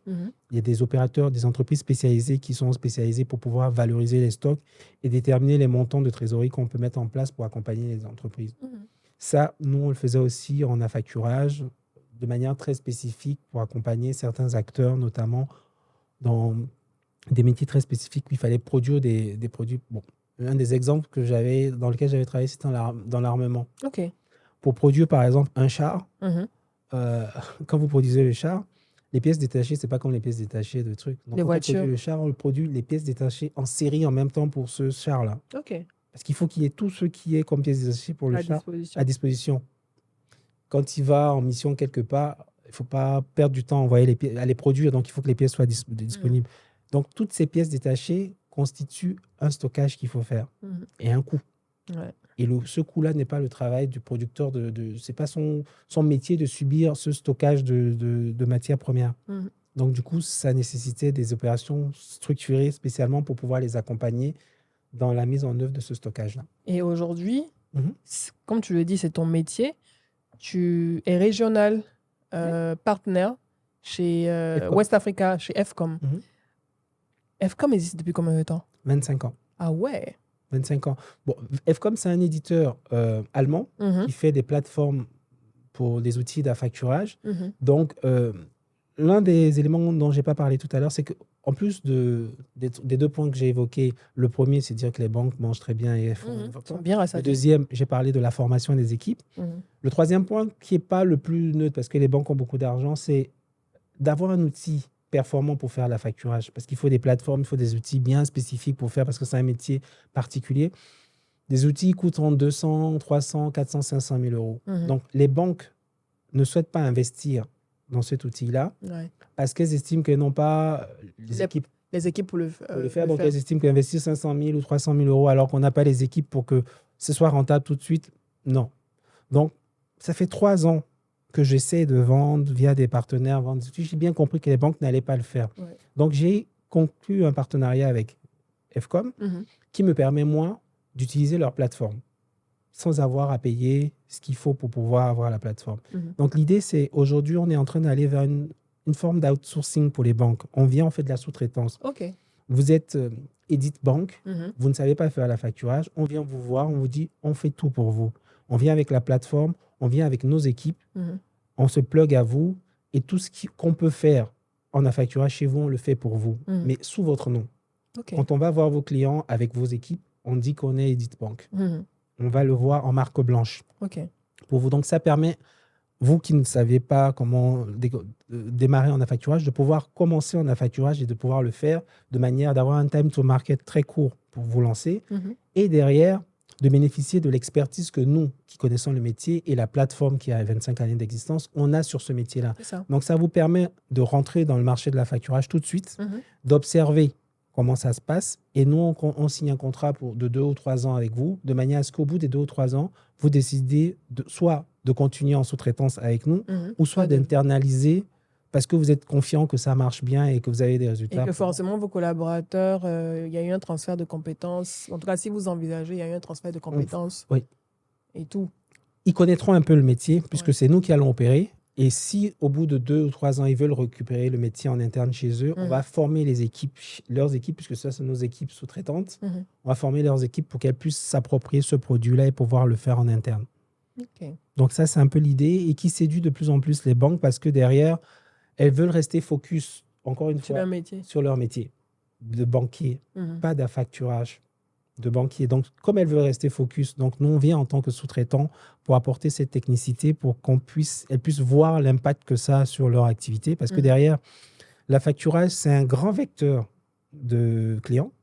C'est ça que les banques, je pense qu'il n'y a pas beaucoup qui ont compris. Quand je prends l'exemple du reverse que j'ai pris tout à l'heure, reverse factoring. Si vous avez, par exemple, vous avez Carrefour, je reprends l'exemple de Carrefour. Carrefour qui est client chez vous, qui est client de Edith Bank. Les fournisseurs de Carrefour, ils ne sont peut-être pas clients Edith Bank. Quand ils passent par la plateforme et qu'on fait les financements, on leur demande d'ouvrir un compte chez Edith Bank. Donc, on peut, via ce mécanisme d'affacturage, avoir un nombre de clients qui vont ouvrir des nouveaux comptes qui est phénoménal. On l'a déjà fait et c'est prouvé que ça fait. Donc, ça peut permettre aux banques d'avoir des parts de marché plus importantes. Donc, déjà faire de l'inclusion financière et augmenter le taux de bancarisation de l'écosystème. Donc, c'est un instrument qui est très vertueux. Indépendamment de comment l'articule, ça permet de prendre des parts de marché, de convertir des clients, de faire de l'inclusion financière, de faire beaucoup de choses. J'ai toujours dit que ça fait rêver. J'espère que les banques vont de plus en plus comprendre, les banques de la sous-région en Côte d'Ivoire vont de plus en plus comprendre les enjeux, l'intérêt de la facturage. Tu as bien précisé qu'il y a la facturage et il y a le métier de banquier. C'est 2 univers différents, mais qui peuvent fonctionner ensemble. Ils fonctionnent ensemble. Pour le bon fonctionnement du système et surtout pour le développement de nos économies et tout. Et j'espère que le message va passer. Et surtout, c'est important pour mes très chers abonnés. Comme vous le savez, j'aime toujours vous amener des profils qui sont pertinents et qui vous permettent d'apprendre quelque chose de nouveau. Moi, je ne connaissais pas vraiment la facturage et je pense que pour certains d'entre vous également, et vous découvrez un monde de possibilités, surtout si vous êtes entrepreneur, si vous êtes dirigeant, et même vous êtes banquier, vous êtes dans le domaine de la banque, vous découvrez en fait l'intérêt de cet outil en fait à travers cette discussion que j'ai avec Miguel pour comprendre pourquoi les entreprises, les entrepreneurs ont besoin d'être accompagnés. C'est pas comme si on fait une faveur aux entrepreneurs. C'est tout le monde, c'est tout l'écosystème. C'est un pays qui en bénéficie en fait. Je vais faire une petite synthèse par acteur. Ça permettrait de savoir chacun ce qu'il en tire en fait.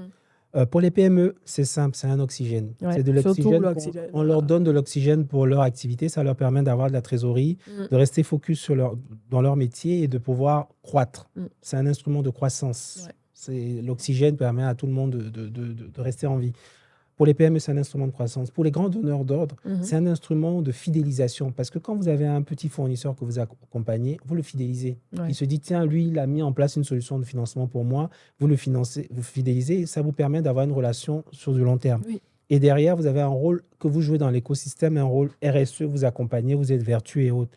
Et ce n'est pas que ça pour les grands donneurs d'ordre aussi, c'est un rôle économique. Ça vous permet de faire de l'optimisation de la trésorerie. Parce que quand vous avez 500 fournisseurs qui viennent vous voir et ils vous demandent tous une avance de trésorerie, quelque part, ça grignote votre trésorerie. Bien sûr. Alors que quand vous mettez en place un programme d'affacturage, de reverse factoring, ça permet de cadencer la sortie de trésorerie. Et ça vous permet, pendant le temps de cadencement, d'optimiser votre trésorerie. Vous pouvez vous-même avoir du cash au lieu de leur donner de l'avance que vous allez placer ou que vous allez utiliser pour acheter quelque chose moins cher ou autre chose. Ça vous permet d'optimiser votre trésorerie. Donc, pour vous, c'est aussi un instrument de trésorerie. Pour la banque, je viens de le dire tout à l'heure, c'est un instrument d'augmentation de PNB, bien sûr, auquel les banques sont très... Produit net bancaire. Produit net bancaire, donc c'est très bien. Donc, de fidélisation. Le PNB aussi, qui est une donnée très sensible aussi pour les actionnaires. Absolument. Donc, c'est un outil de PNB, on a dit, pour captation de nouveaux clients, donc on en a parlé tout à l'heure, de sécurisation de la trésorerie et du risque.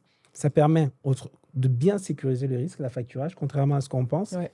Et derrière, ça permet aussi à une banque d'avoir une spécialisation. Parce que plus vous travaillez dans un secteur d'activité, ça vous permet de comprendre les spécificités de ce secteur, ça vous permet de vous spécialiser, d'anticiper, d'appréhender les risques. En plus, le grand gagnant de tout ce dont on vient de parler, c'est l'État. Bien sûr. L'État, on ne va pas dire qu'il est tranquille parce qu'il met en place l'environnement, mais il va avoir des entreprises qui font de la croissance, donc qui font plus de TVA, plus d'impôts, puisque plus on croit en paye des impôts. Et derrière, vous avez des entreprises, puisque les PME vont embaucher. Donc, il y a un taux de chômage qui baisse, il y a un environnement qui s'améliore. Donc, on va dire que l'indice de développement humain, donc IDH, auquel les États sont très sensibles, va s'améliorer sensiblement, puisque derrière, on a un environnement qui s'améliore. Et donc, tout cet écosystème permet à l'État de s'améliorer et au pays de gagner en crédibilité, en qualité au climat des affaires dont on parle. Le climat des affaires s'améliore parce qu'on voit, on a l'information qui se bonifie, qui devient plus fluide, plus crédible. Et toutes ces choses permettent d'avoir un pays qui se met sur le bon axe. Donc, c'est tout l'environnement qui bénéficie de ça. Vive la facturage. Comment tu es tombé dedans? Je veux dire, d'où te vient cette passion? Parce que tu en parles avec tellement de passion, de maîtrise, de connaissance, mais ça fait plus de 19 ans que tu évolues dedans. Mais pourquoi la facturage? Qu'est-ce qui te passionne dedans? À quel moment tu as démarré dedans? J'ai démarré en 2006. OK. Quand je finissais mes études, je suis tombé dedans par hasard. Je cherchais un boulot. J'étais étudiant étranger encore dans le temps. Tu étudiais en France? En France. Et donc, je cherchais un travail. Et j'ai eu la chance dans une entreprise qui s'appelle Fortis Commercial Finance, qui est une banque belge. Il y a une dame qui était en congé maternité. Ils avaient besoin de quelqu'un pour la remplacer durant son congé maternité. Et je suis passé par une entreprise comment ça s'appelle, du travail temporaire. Du travail temporaire, donc j'ai trouvé ce contrat et très rapidement, mon profil correspondait et ils m'ont gardé. Donc je suis tombé dedans sans savoir. Même à l'école, on en avait parlé. J'ai fait une école de finance, mais ce n'est pas quelque chose sur lequel on avait beaucoup insisté. Vous n'êtes pas appesanti là-dessus en cours? On était sur les instruments de marché, les financements de marché. C'était des produits dont on parlait le plus. Tout le monde voulait être trader, toutes ces choses-là. Ouais. Et moi, je suis tombé dedans comme ça. Et tout de suite, j'ai vu l'impact que ça avait parce que j'ai commencé en 2006. En 2007, j'ai parlé de Sarkozy qui est devenu président. Et il y a eu la crise des subprimes en 2008. Et cette crise a secoué beaucoup l'économie française. Oui. Il y a Donc, il y a la crise des subprimes aux États-Unis qui a impacté toute l'économie mondiale. Il y avait une crise systémique qui a impacté les pays de l'Europe. Donc, du coup, il y avait un risque de faillite très important. Et certaines dispositions ont été prises, notamment par Christine Lagarde, qui était ministre des Finances, qui a voté une loi qui s'appelle Loi de modernisation de l'économie. Et ils ont donné beaucoup de pouvoir à la facturage et ils ont désigné la facturage comme instrument de préservation de leur économie. Et c'est à ce moment que j'ai vu la puissance de ce produit-là. J'ai pu voir, parce que moi, j'étais analyste, mais on avait une signature de crédit. Donc, moi, avec ma signature, je pouvais engager, au tout début, je venais de commencer, jusqu'à 300 000 euros. Tu avais quel âge? 2007, j'avais 26 ans. Tu as 26 ans déjà, tu avais pouvoir de crédit avec ta Oui, signature oui, je pouvais de engager 300 000 euros tout seul minimum la banque Mhm. par dossier. par Donc, dossier. si je faisais 3 dossiers dans la journée, je pouvais engager presque 1 million d'euros Tu vois. dans la journée. Donc, c'est déjà une forte responsabilité. Ben oui, Parce ça a le qu'avant de pouvoir, signer, ça. je me souviens, les premiers jours, quand je rentrais chez moi, je faisais tout le film du dossier que j'ai étudié. Si j'avais signé, je me réveillais à 4 heures du matin. Est-ce qu'on t'a pas arnaqué? Voilà. Donc, c'est une vraie prise de risque, c'est une Ah vraie ouais. prise de décision et ça t'engage tout de suite parce que derrière, pendant les 6 mois de la signature du dossier, tu es responsable de ce Ben oui. dossier-là. C'est toi qui as engagé la banque. Donc, ça t'engage. Et donc, du coup, j'ai vu la puissance du produit et l'impact que ça avait dans l'économie. Tu sens ça tout de suite parce que des entreprises que tu accompagnes, quand tu les revois 2 ans après, tu vois que c'était la petite PME, mais l'oxygène que tu leur as donné a fait qu'ils deviennent des moyennes entreprises. Ça commence par grandir, ils remportent des prix. Une des plus grandes entreprises que j'ai accompagnées, elle s'appelait Photowatt. Mhm. C'était une entreprise qui avait eu beaucoup de prix primés par Sarkozy parce que c'était la première entreprise française à faire des panneaux photovoltaïques intégrés. Ok. Donc, ils n'achetaient pas en Chine les panneaux photovoltaïques, ils le faisaient à partir de sable, de silicium en France. Ok. Donc, ils ont eu beaucoup de prix pour ça, beaucoup de choses, parce qu'on voulait accompagner Le Made in France. le Made in France, mais Mhm. surtout le vert, Ouais. l'économie verte. Donc, du coup, on voit en fait que les entreprises qu'on a vues sur le papier au début en se disant, son truc là, est-ce que c'est vraiment bien? En les accompagnant, 2 ans après, la taille elles acquièrent et l'importance qu'elles commencent à avoir, tu te rends compte qu'en fait, tu as un rôle central, que Tu es comme l'engrais des entreprises. tu as un engrais pour tes Ouais. entreprises. Et tu te dis, ah tiens, je peux accompagner en fait en réalité. Et quand tu vois ces entreprises que tu accompagnes grandir, grossir et que des dirigeants t'appellent peut-être 3 ou 4 ans après, je suis monsieur tel, je ne me rappelle pas. Vous vous souvenez pas, vous avez étudié mon dossier, vous avez validé et autres, mais non, on est à tel endroit, on travaille dans tel pays, merci pour ce que vous avez fait. Tu te dis, ah tiens, je joue peut-être L'impact. un rôle, ça impacte. Et quand je le transpose à notre continent, aux besoins qu'on a, je me suis dit, tiens, à un moment donné, ça là, chez nous là-bas, ça aura un impact plus important. Donc, continue à apprendre, continue à te former, essaie de voir ce que tu peux tirer de tout ça pour amener ça de l'autre côté. Donc, c'est ça qui m'a encouragé, c'est ça qui m'a motivé à continuer dans la facturage. Et puis, c'était très jouissif, hein. On avait un petit pouvoir de te dire, je Oui. dis oui, je dis non. C'est toi je qui dis dis oui, je qui dis non.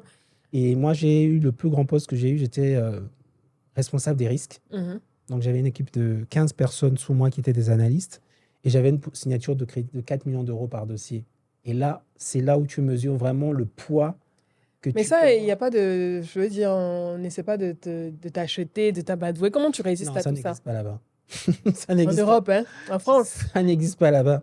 C'est toi-même qui, même quand tu prends le bic et tu veux signer là, Tu la réfléchis. manière dont ta main tremble, tes pieds tremblent, tout tremble. euh, Même quand on vient, on te met la mallette d'argent devant, tu ne regardes pas ça parce que non, non, non, non, non, c'est jamais arrivé. Parce que en fait, et même l'argent là, Mm. tu ne l'as jamais en fait. Ouais, Tu ne l'as jamais. ouais. L'entreprise à qui on met la ligne de 4 millions en place, Mais il n'y a pas de corruption possible. tout est toujours possible. Ouais. Tous les systèmes. Et de toute façon, qu'est-ce qui se passe? Non, j'ai une anecdote qui me vient à l'esprit. Moi, j'ai déjà fait face à la corruption en France. Ouais. Non, même pas à la corruption, à la fraude. OK. Il y a une entreprise qu'on accompagnait. Il a fait de la fausse facture à 3 banques. Ouais. Il nous a vendu de la fausse facture à nous, à 2 autres banques en France. Et on a détecté la fausse facture parce qu'il y avait du retard. Donc, on l'a convoqué et on a échangé avec lui. Il a admis qu'il avait fait de la fausse facture et il s'est engagé à nous payer. Je me souviens, je l'avais rencontré un vendredi. Mhm. Il venait de l'intérieur de la France. Il était venu nous voir le vendredi. Lundi matin, quand je suis venu au travail, mon patron m'appelle. Il me dit, viens, viens, viens, viens. Je pense que je vais te dispenser de la journée. Tu vas prendre la journée. Je lui dis, mais qu'est-ce qui se passe? Il dit, tu te souviens le client que tu as rencontré la semaine dernière pour fraude? Je lui dis, oui. Il dit, il s'est suicidé. Il s'est suicidé parce qu'on a démasqué sa fraude. Et dans le courrier qu'il a C'est laissé à la gendarmerie, il a écrit ton nom dedans c'est pas en disant vrai. qu'il a été démasqué par les équipes de telle Mais banque. de Miguel? Et la personne qui l'a rencontré, c'est pour ça que la banque, la gendarmerie nous a appelés pour nous dire qu'il s'est suicidé. Donc, du coup, on a une Ça, c'est la vraie vie, hein. C'est l'impact dans la vraie vie aussi. Et là, tu mesures en fait que Ah les gens, par ouais? des décisions que tu peux prendre, Hmm. c'est pas simplement des sociétés qui peuvent faillir, mais des gens peuvent Oui. sauter la vie. Lui, il a décidé de se suicider, mais sa femme a tenté de se suicider parce qu'il la laissait dans une perte colossale et elle a Mais tenté, elle s'est loupée, elle. Ils avaient 3 enfants c'est pas et vrai. elle est restée à l'hôpital. Et je te dis, moi, ça m'a marqué ce truc-là. Ça m'a marqué parce que je me suis dit, ah, je ne fais pas que prendre des décisions de Oui, crédit, mais oui. j'impacte la vie des gens. Quand tu sauves quelqu'un en lui donnant de la trésorerie, Mhm, tu le sauves. mhm. Mais quand tu refuses quelqu'un un crédit ou quand tu attrapes quelqu'un qui essaie de vous voler, bah, ça impacte sa vie. Il peut aller Ouais. en prison ou il peut mettre fin à sa vie, il peut faire toutes ces choses. Donc, tu te rends compte de la dimension que tu as et de l'impact que ça a. Donc, ça te travaille, toutes ces choses-là. Ouais. Donc, oui, on impacte. On impacte dans les deux sens. Ah ouais, ça c'est fort, hein. Ça peut peut-être même traumatiser si tu es trop jeune en tant qu'analyste financier. Bah, ça m'a traumatisé un peu parce que je me Ouais, disais, hey, c'est de le ma faute. petit noir qui est venu travailler ici, là, c'est lui qui tue les gens ici, Oui. tout ça et autres. Mais bon, après, derrière, j'ai discuté avec mon patron, il m'a demandé, il m'a dit, tiens, tu n'es responsable de rien, tu as fait ton travail. Et puis bon, j'ai pas eu plus de répercussions puisque c'était pas moi directement, c'était la banque qui avait Mhm. pris des décisions vis-à-vis de lui. Donc du coup, voilà. Tu as fait toutes tes études en Oui, France. en France, Tu as d'abord vécu au Bénin. c'est ça. Comment tu es arrivé en France? J'avais vocation à être pilote ou astronaute quand j'étais. Ah Oui, ouais. c'était mes deux passions quand j'étais plus jeune. Et mes parents se sont employés pour que j'ai une bourse de la Banque mondiale pour aller faire mes études de pilote. Ah, il y avait une bourse de la Banque mondiale Oui, pour... Ah, on ok, a, on cool. a, on a soumissionné à cette bourse et on avait eu Il cette... travaillait à la Banque mondiale? Non, ils ne travaillaient pas, mais il y avait des programmes. J'avais un oncle à l'UNESCO qui a milité un Mhm, peu pour mhm, essayer de nous obtenir ce qu'il fallait. Donc, mhm. je devais avoir cette bourse en 2000 quand j'ai eu mon bac. Finalement, je n'ai pas eu cette bourse cette année-là, donc je suis resté au Bénin. Et en 2001, j'ai obtenu la bourse. Et je devais prendre mon visa, c'était pour aller au Canada. Et on n'avait pas d'ambassade du Canada au Bénin, mais c'était au Ghana. Il y avait un haut commissariat de l'ambassade du Canada au Ghana. Mhm, Et je crois que je devais aller autour du 15 ou 16 septembre mhm. 2001. Et il y a eu les événements du 11 septembre, Ouais, les attentats les attentats, du qui ont World fait Trade que Center. finalement, les ambassades canadiennes dans plusieurs pays du monde et américaines ont fermé Mhm. pendant une longue période. Et donc, du coup, j'ai pas pu prendre mon visa, donc j'ai pas pu finalement honorer la bourse. Et pour ne pas perdre du temps, mes parents se sont battus pour obtenir une inscription pour que j'aille en France. Donc, du Ouais. coup, je suis allé en France. Et comme c'était pas finançable de faire pilote, ça coûte extrêmement cher en France, je me suis rabattu dans une UIT, Institut universitaire de technologie. Mhm. Donc là, j'ai fait de la comptabilité d'abord là-bas et ensuite, je suis rentré dans une UP, Institut universitaire professionnalité, dans une école pour faire de la banque. Et là, j'ai fait de la banque. J'ai fait un bac+5 là-bas en banque. Et ensuite, j'ai intégré le marché du travail. Donc, c'est l'épisode de 2006 Mhm. où j'ai commencé à travailler chez Fortis. C'était pas par dépit finalement. Oui, on m'a dit que C'était c'était vraiment pas pas mon dépit au choix. départ. Non, Ouais. c'était pas mon choix. Moi, la banque, je les voyais même de très loin. C'était pas mon Ton truc. père ou ta mère était dans la banque, il Pas travaillait du dans la tout. banque. Mon père, lui, il était un professeur en université technique, lycée technique. Mhm. Et ma mère, elle était, on va dire, dans l'industrie de la mode. Ok. L'industrie de la mode, elle a été représentante d'une marque suisse qui s'appelle Avon. Ah, mais je me rappelle de l'époque avant Voilà. les tatas, les Voilà. moments et Donc, tout elle ça. vendait, elle Ok. distribuait. On était au Ah ouais, Gabon. Moi, c'était j'ai grandi au Gabon. une marque puissante, hein? Oui, j'ai grandi au Gabon, donc elle faisait ça. Elle faisait un peu de commerce aussi, donc c'est ce qu'elle faisait. Donc, aucun des deux parents n'était prédestiné à faire de la banque. Moi, j'étais dans Oui, l'aéronautique, ça c'était ce ton genre de choses, rêve c'était et mon tout. rêve Ouais. et je me suis retrouvé parachuté dans la banque vraiment par hasard. Et du coup, on va dire plusieurs années plus tard, plus de 20, 30 ans après, est-ce que tu fais un peu de cette passion de pilotage et tout ça? Toujours, Mhm. il m'arrive d'avoir des simulateurs sur mes tablettes Mhm. pour faire des décollages et atterrissages d'avions. Et de temps en temps, je me paye des baptêmes de l'air dans des Ok. avions. Je le fais souvent en France, dans des petits Cessna Mhm. pour tester un peu. Et puis, quelquefois, j'ai eu la chance d'être dans des cockpits d'avions pour faire Mhm. des atterrissages et des décollages. Donc, cette passion, je vais la nourrir. Elle ne peut pas mourir parce que c'était vraiment... Forcément, elle va revenir à un moment donné, C'est ça. de plein fouet dans ta vie. Elle va revenir. Elle va venir. Tu parlais parce que tu es franco-béninois. Coucou à mes amis, à mes frères et sœurs du Bénin. Oui. Vous savez que j'ai un fort attachement à vous et tout ça. Donc, je vous fais un coucou donc, à tous mes abonnés béninois et béninoises. Tu es franco-béninois. Comment tu as acquis la nationalité française? C'est pas forcément évident, hein? Bon, surtout en ce moment. En ce moment, c'est pas évident et ça le sera encore moins dans les années à venir. Donc, aujourd'hui, on va dire c'est le dernier virage. En tout cas, le dernier virage. Hein. La nationalité française, je l'ai eu en 2009 ou 2010, je me souviens. C'était juste après avoir fini mes études. Quand je finissais mes études, Sarkozy était ministre de l'Intérieur. La grande époque Sarkozy, avant qu'il soit un pays. Il avait lancé une forme de préférence pour les Français et il demandait à tous les étudiants étrangers qui finissaient leurs études de partir. Il faisait déjà ce que fait Bruno Retailleau aujourd'hui. Il le faisait déjà dans le temps. Marine Le Pen, c'est bien après, mais lui, il le faisait déjà dans le temps. Et donc, on avait tous une épée Damoclès sur la tête. Quand on finissait nos études, on ne savait pas quoi faire. Et donc, moi, j'ai un peu anticipé. Avant de finir mes études, j'ai fait une demande pour obtenir la Green Card canadienne qu'on avait. Donc, je suis passé par le Québec pour obtenir un document, certificat de sélection du Québec qui me permettait d'avoir un visa et une carte de 5 ans au Canada. Et je l'ai eu. Je l'ai eu en 2006, juste avant de finir mes études. Et à ce moment-là, je me suis dit, bon, je ne connais pas le Canada. La France qui a financé mes études. M'a accompagné, me demande de partir. Je vais essayer quand même de rester un peu ici parce que je souhaitais rendre à la France ce qu'elle m'a donné. Mais le Canada m'accueillait les bras ouverts en me disant, viens, parce qu'eux, ils ont vraiment besoin de monde et surtout de monde qualifié. Et la France était en excès de personnes qualifiées et avait tendance à nous chasser. Donc, je me suis dit, je vais écrire. Donc, j'ai écrit à certaines autorités françaises, dont l'une qui n'était pas encore président, mais qui était ministre de l'Intérieur. Donc, je voulais le provoquer d'un peu dans le temps. Je lui ai écrit en disant, voilà, monsieur, vous me demandez de partir, je comprends très bien. Je comprends que vous priorisez les gens de chez vous et pas les étrangers qui sont... Tu as écrit à Sarkozy? À Sarkozy, j'ai écrit à Sarkozy et pas lui seul. Sarkozy, Hollande et Jack Lang. Il a écrit à Sarkozy, Hollande et Jack Lang. Jack Lang, il était ministre de la Culture, non? Il a été avant sous Mitterrand, mais sous Sarkozy, il était juste une personnalité. Ok, d'accord. Et dans le temps, Hollande, il était secrétaire du Parti Socialiste. Ok. Donc, je lui ai écrit en disant, je tire un peu à tout va. Si un prend, ça prend. Tu es allé à l'audace, en fait. À l'audace. Donc, j'ai écrit à Sarkozy en lui disant, voilà, vous me demandez de partir, je comprends. J'ai fait une copie de mon visa canadien. J'ai dit, eux, ils ne me connaissent pas du tout. Je ne suis jamais allé là-bas. Ils me demandent de venir chez eux. J'irai travailler chez eux. Je vais payer des impôts chez eux. Alors que vous criez tous les jours que la Sécu chez vous est en déficit. Alors que moi, je veux travailler et payer les impôts chez vous. Mais vous ne voulez pas que je reste travailler. Donc, je ne sais pas comment vous allez expliquer ça à votre contribuable. Mais moi, si je n'ai pas quelque chose pour rester ici, je vais partir. Je me suis dit, je poste mon truc comme ça, on ne sait jamais. Et j'ai eu les réponses des trois.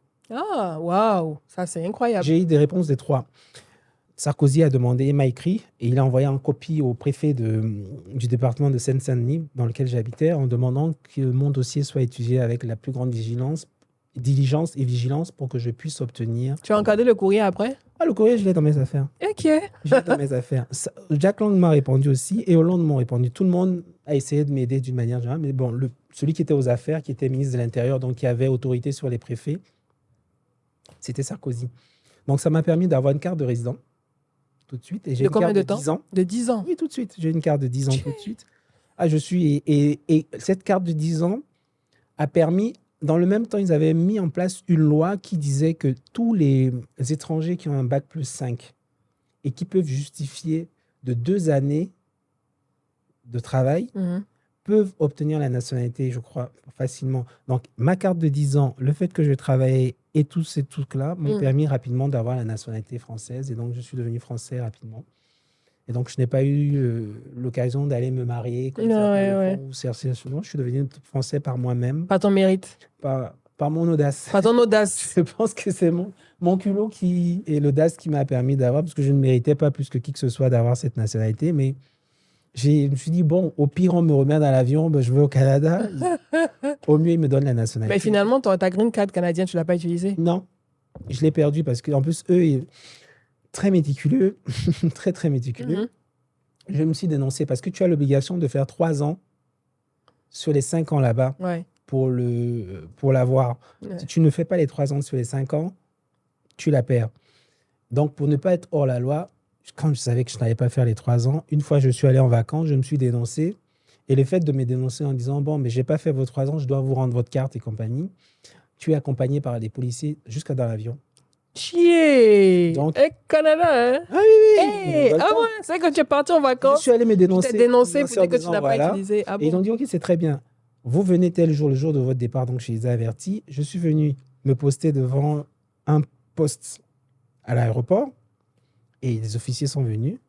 Ils s'assurent que je suis vraiment parti du pays. Et donc, je suis parti du pays avec eux, alors que j'étais déjà français, donc je pouvais Ouais. venir là-bas tranquillement. Donc, à chaque fois que je vais au Canada aujourd'hui, mon nom, même si je n'ai plus le passeport béninois que j'avais initialement, Uh-huh. signale dans leur système que j'ai eu ce sujet. Donc, je suis toujours vu par l'immigration avant qu'on me laisse rentrer. Avant qu'on te laisse rentrer dans le Oui, territoire. ils me laissent rentrer, ils te disent que c'est une formalité. Ouais. Mais ils te reposent 10 000 questions auxquelles tu as déjà répondu. Et puis, J'espère qu'on aura ce genre de comportement aussi, nous aussi, dans nos pays africains.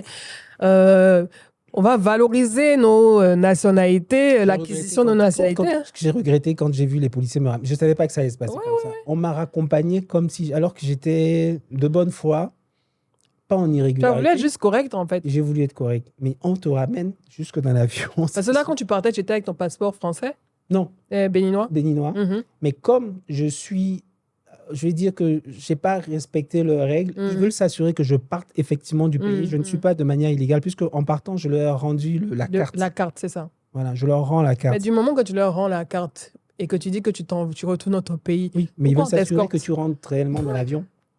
C'est leur procédure. Donc, ils m'ont ramené jusque dans l'avion, jusque dans mon siège, devant tout le C'est monde. pas vrai, mais c'est gênant, ça. Ah, c'est très gênant. Ah ouais. Je ne savais pas, moi. Dans ma Oh là bonne foi, je ne savais pas que ça allait là. jusque-là, ce process. Avec quel âge à ce moment-là? Ça a dû se passer en 2000, puisque j'ai eu leur truc là, canadien.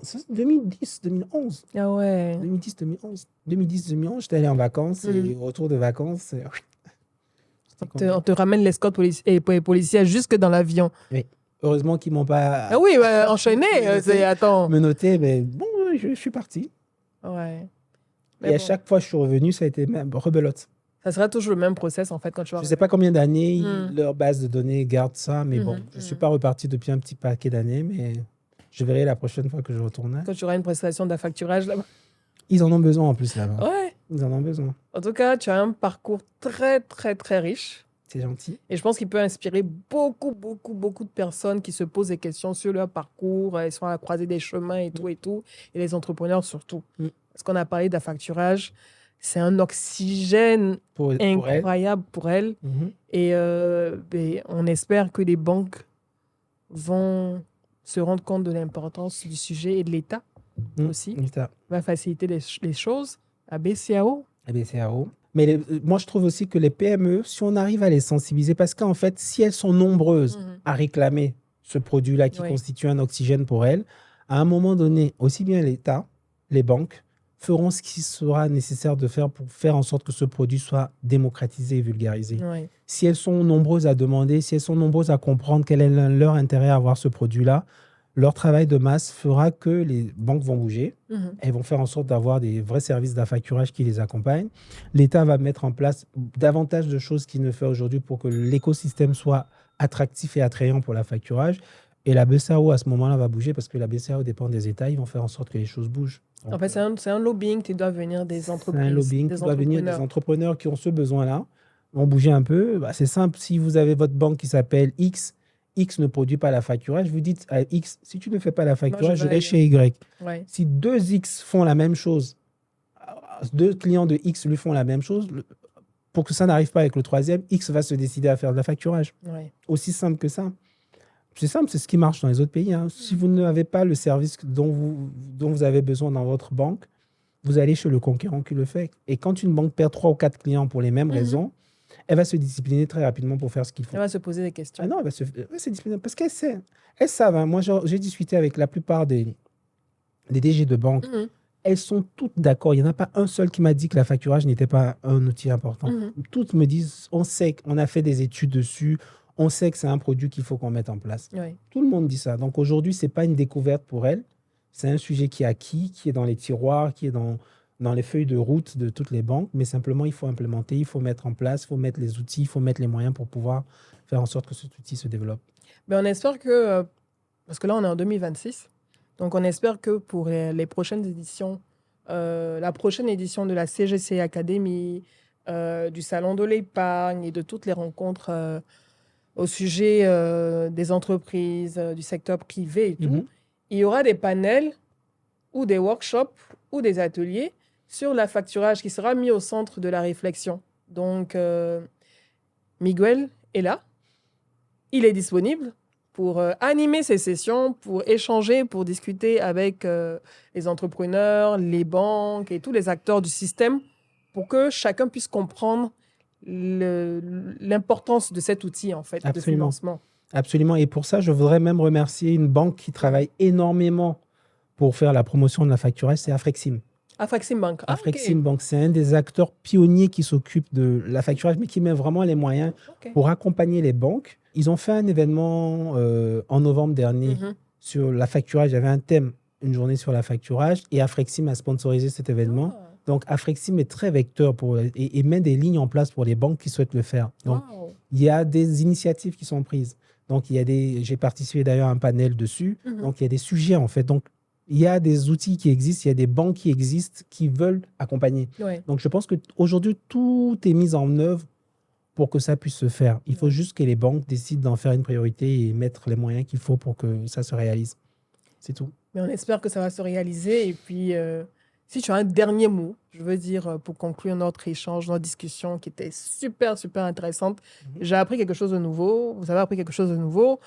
Quand je participerai à des rencontres avec des entrepreneurs, des chefs d'entreprise ou autres, je serai... Tu parleras de Miguel. Exactement. Je veux dire, Miguel m'a expliqué ce sujet en long et en large et je le comprends et je comprends surtout son importance. Et quand je vais rencontrer des entrepreneurs, des startups et autres, je me dis, mettez la pression à vos banques pour qu'ils puissent mettre en place cette solution chez vous. Si j'ai un mot à dire, je dirais simplement aux banques que la marche n'est pas aussi haute qu'elles pensent. Il faut juste qu'elles essaient de faire marquer le pas. Il faut qu'elles le marquent ce pas-là. Elle n'est pas aussi haute. Les autres l'ont fait. On a 2 pays en Afrique qui commencent par prendre la mesure de ce que c'est la facturage. C'est l'Afrique du Sud, OK. qui représente 90% de la facturage qu'on réalise en Afrique. Waouh. Dans le monde, je vais donner quelques chiffres qui sont importants. La facturage dans le monde, c'est environ 4 000 milliards de financement d'euros ou de dollars. Hein. Donc, c'est un volume énorme. La France, en volume, n'est pas le premier, mais en taille de marché est le premier. La France est de loin devant. La Chine a découvert la facturage il n'y a pas longtemps, mais comme ils sont énormes, ils ont commencé par en faire, ils ont un gros volume, mais comparé à leur économie, c'est faible par rapport à la France. La France est le leader mondial. L'Afrique ne représente même pas 1%. Et donc, on a une marge de progression énorme. Et dans ces moins d'1%, l'Afrique du Sud, c'est 90%. J'ai participé à un événement sur la facturage organisé par Afrexim, qui était le deuxième auquel je participais en 2025. C'était à Abuja, au Nigeria. Le Nigeria a ouvert les yeux dessus. Et les projections qu'on est en train de voir pour le Nigeria pour cette année sont juste phénoménales. Ils vont dépasser l'Afrique du Sud très rapidement parce qu'ils ont compris ce que c'était la facturage et les enjeux qu'il y a derrière. Ils mettent les moyens pour pouvoir le faire parce qu'ils ont compris que leur économie en a besoin. Et nous, c'est-à-dire si on fait ce projecteur, ça ne peut qu'aller de l'avant. Alors que je prends le cas de la Côte d'Ivoire qui représente au sein de l'UEMOA 40%. Oui. Ce sera vecteur pour tout le monde. C'est une locomotive. Ça tire. Et le Bénin? Le Bénin, j'en ai parlé. On a des élections qui se tenaient. J'ai déjà introduit pas mal de sujets. Moi, j'avais envie, en fait, en reprenant la métaphore de la locomotive, quand vous faites quelque chose en Côte d'Ivoire, généralement, votre graine qui a germé ici germe là-bas. Comme l'économie est un peu plus petite, moi, je voulais avoir une germination forte ici, une floraison forte ici pour pouvoir importer ça au Bénin. Donc, les réflexions sont en cours. J'ai des actions que je suis en train de mener là-bas. Ça va se faire. Mais j'ai vraiment focus sur la Côte d'Ivoire parce que la Côte d'Ivoire a une spécificité, c'est elle est multisectorielle.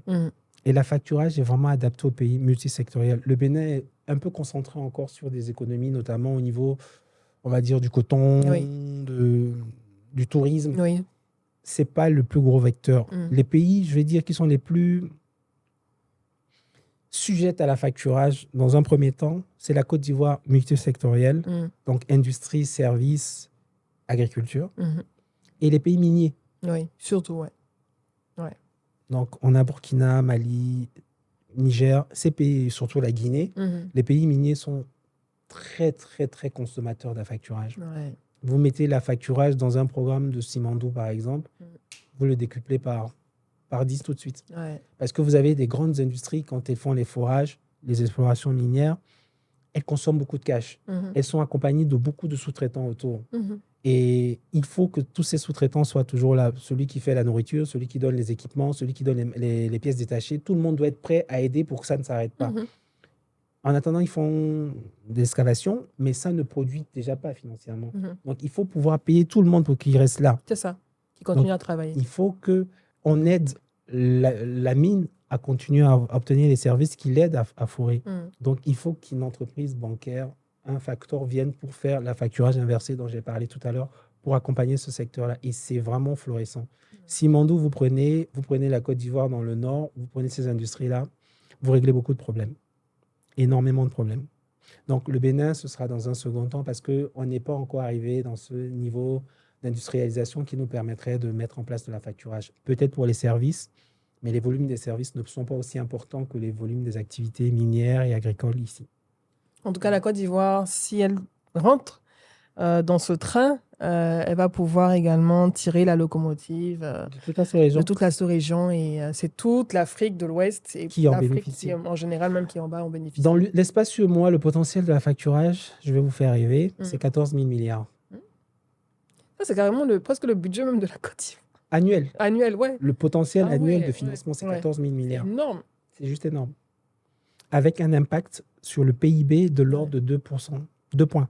C'est énorme. Il n'y a plus qu'à. Il n'y a plus qu'à. C'est tout. À sauter le pas et tout. Et moi, tout. Franchement, j'ai été très contente d'échanger avec toi, d'en apprendre un peu plus donc sur ton parcours, mais surtout sur la facturage également. Et j'apprécie ton audace d'avoir écrit à ces 3 personnages politiques pour pouvoir leur dire, mais c'est ça, hein, dans la vie, quand vous faites quelque chose, il faut aller jusqu'au bout. Et tu es allé aussi jusqu'au bout de ce que tu aimes. Tu as découvert la facturage, tu es allé à fond, c'est un outil de développement. Et bravo à toi. Je suis certaine que je vais te revoir dans des rencontres professionnelles, des salons, des grandes discussions. D'ailleurs, où tu seras sur le stage. Et je vais dire, je le connais. C'était d'ailleurs lors d'un salon qu'on s'est rencontrés. Exactement. Et donc, ça va continuer. Si j'ai un mot à dire, parce que tu m'as prêté le flanc, et ce sera peut-être mon mot de fin, si tu m'autorises, c'est que l'audace paye. Ouais. C'est tout ce que j'ai à dire. Aux jeunes entrepreneurs, à tout le monde, l'audace paye. Il faut toujours oser. Il ne faut pas avoir peur, en fait, d'aller et de demander. L'audace paye. Comment on dit, un non ne va pas vous tuer. Non. Mais l'audace paye, tôt ou tard. Même si ça ne paye pas sur le coup, ses répercussions dans le futur peuvent être très importantes et très impactantes. Voilà. En tout cas, chapeau. Merci. Moi, j'ai été très contente de vous retrouver donc, pour ce premier épisode de la nouvelle saison, pour cette nouvelle année 2026 qui démarre. Je vous souhaite le meilleur, la santé, parce que c'est le capital le plus important. Sans la santé, on ne peut rien faire. La santé, la prospérité, beaucoup d'argent, que vos business fleurissent, que vous soyez épanouis. C'est important, que vous ayez la paix du cœur aussi. C'est très important. Dormir sur ses 2 oreilles, c'est important, sans stress. C'est un peu compliqué de dormir sur les 2 oreilles. Ouais, mais tu vois, quand tu dors sur tes 2 oreilles, c'est que vraiment, tu es zen. Là, tu es bien. Tu es bien. Comment tu arrives à aplatir ta tête? Là, tu te débrouilles, mais tu es bien. Donc, dormir sur vos 2 oreilles, avoir la paix du cœur et surtout, ne pas envier la vie des autres. Il faut juste vivre votre vie. Vous ne savez pas ce par quoi les autres que vous enviez passent. Est-ce que vous êtes prêt à supporter ce qu'eux, ils vivent pour vivre ce qu'ils vivent en ce moment? Appréciez ce que vous avez. Souvent, on n'apprécie pas ce qu'on a et on oublie qu'il y en a qui ont juste besoin du minimum pour vivre, en fait. Absolument. Donc, c'est ce que je vous souhaite, d'être heureux, épanoui et de continuer à regarder les épisodes des choses à dire, de continuer à laisser des commentaires parce que c'est important de pouvoir avoir vos avis et bien sûr de poser des questions à mes invités. de poser des questions à Miguel. Je sais que vous aurez beaucoup de questions à lui poser. Comment on te fait pour te contacter? C'est sur LinkedIn ou bien un email? Comment on fait? Sur LinkedIn. Sur LinkedIn. Sur LinkedIn. Donc, vous tapez Miguel Aguiar Patterson sur LinkedIn. Sur LinkedIn. Et vous allez le trouver. Absolument. N'hésitez pas à lui poser toutes les questions que vous voulez. Si vous avez des besoins d'accompagnement et tout, contactez-le. Absolument. Donc, merci à vous. Et bien sûr, n'oubliez pas, si vous n'êtes pas encore abonné à la chaîne, que vous êtes tombé sur cet épisode, cliquez sur la cloche déjà de notification pour ne rater aucun des épisodes et abonnez-vous. Moi, je vous donne rendez-vous pour un prochain épisode avec un ou une nouvelle invitée. D'ici là, restez connectés. Ciao, ciao.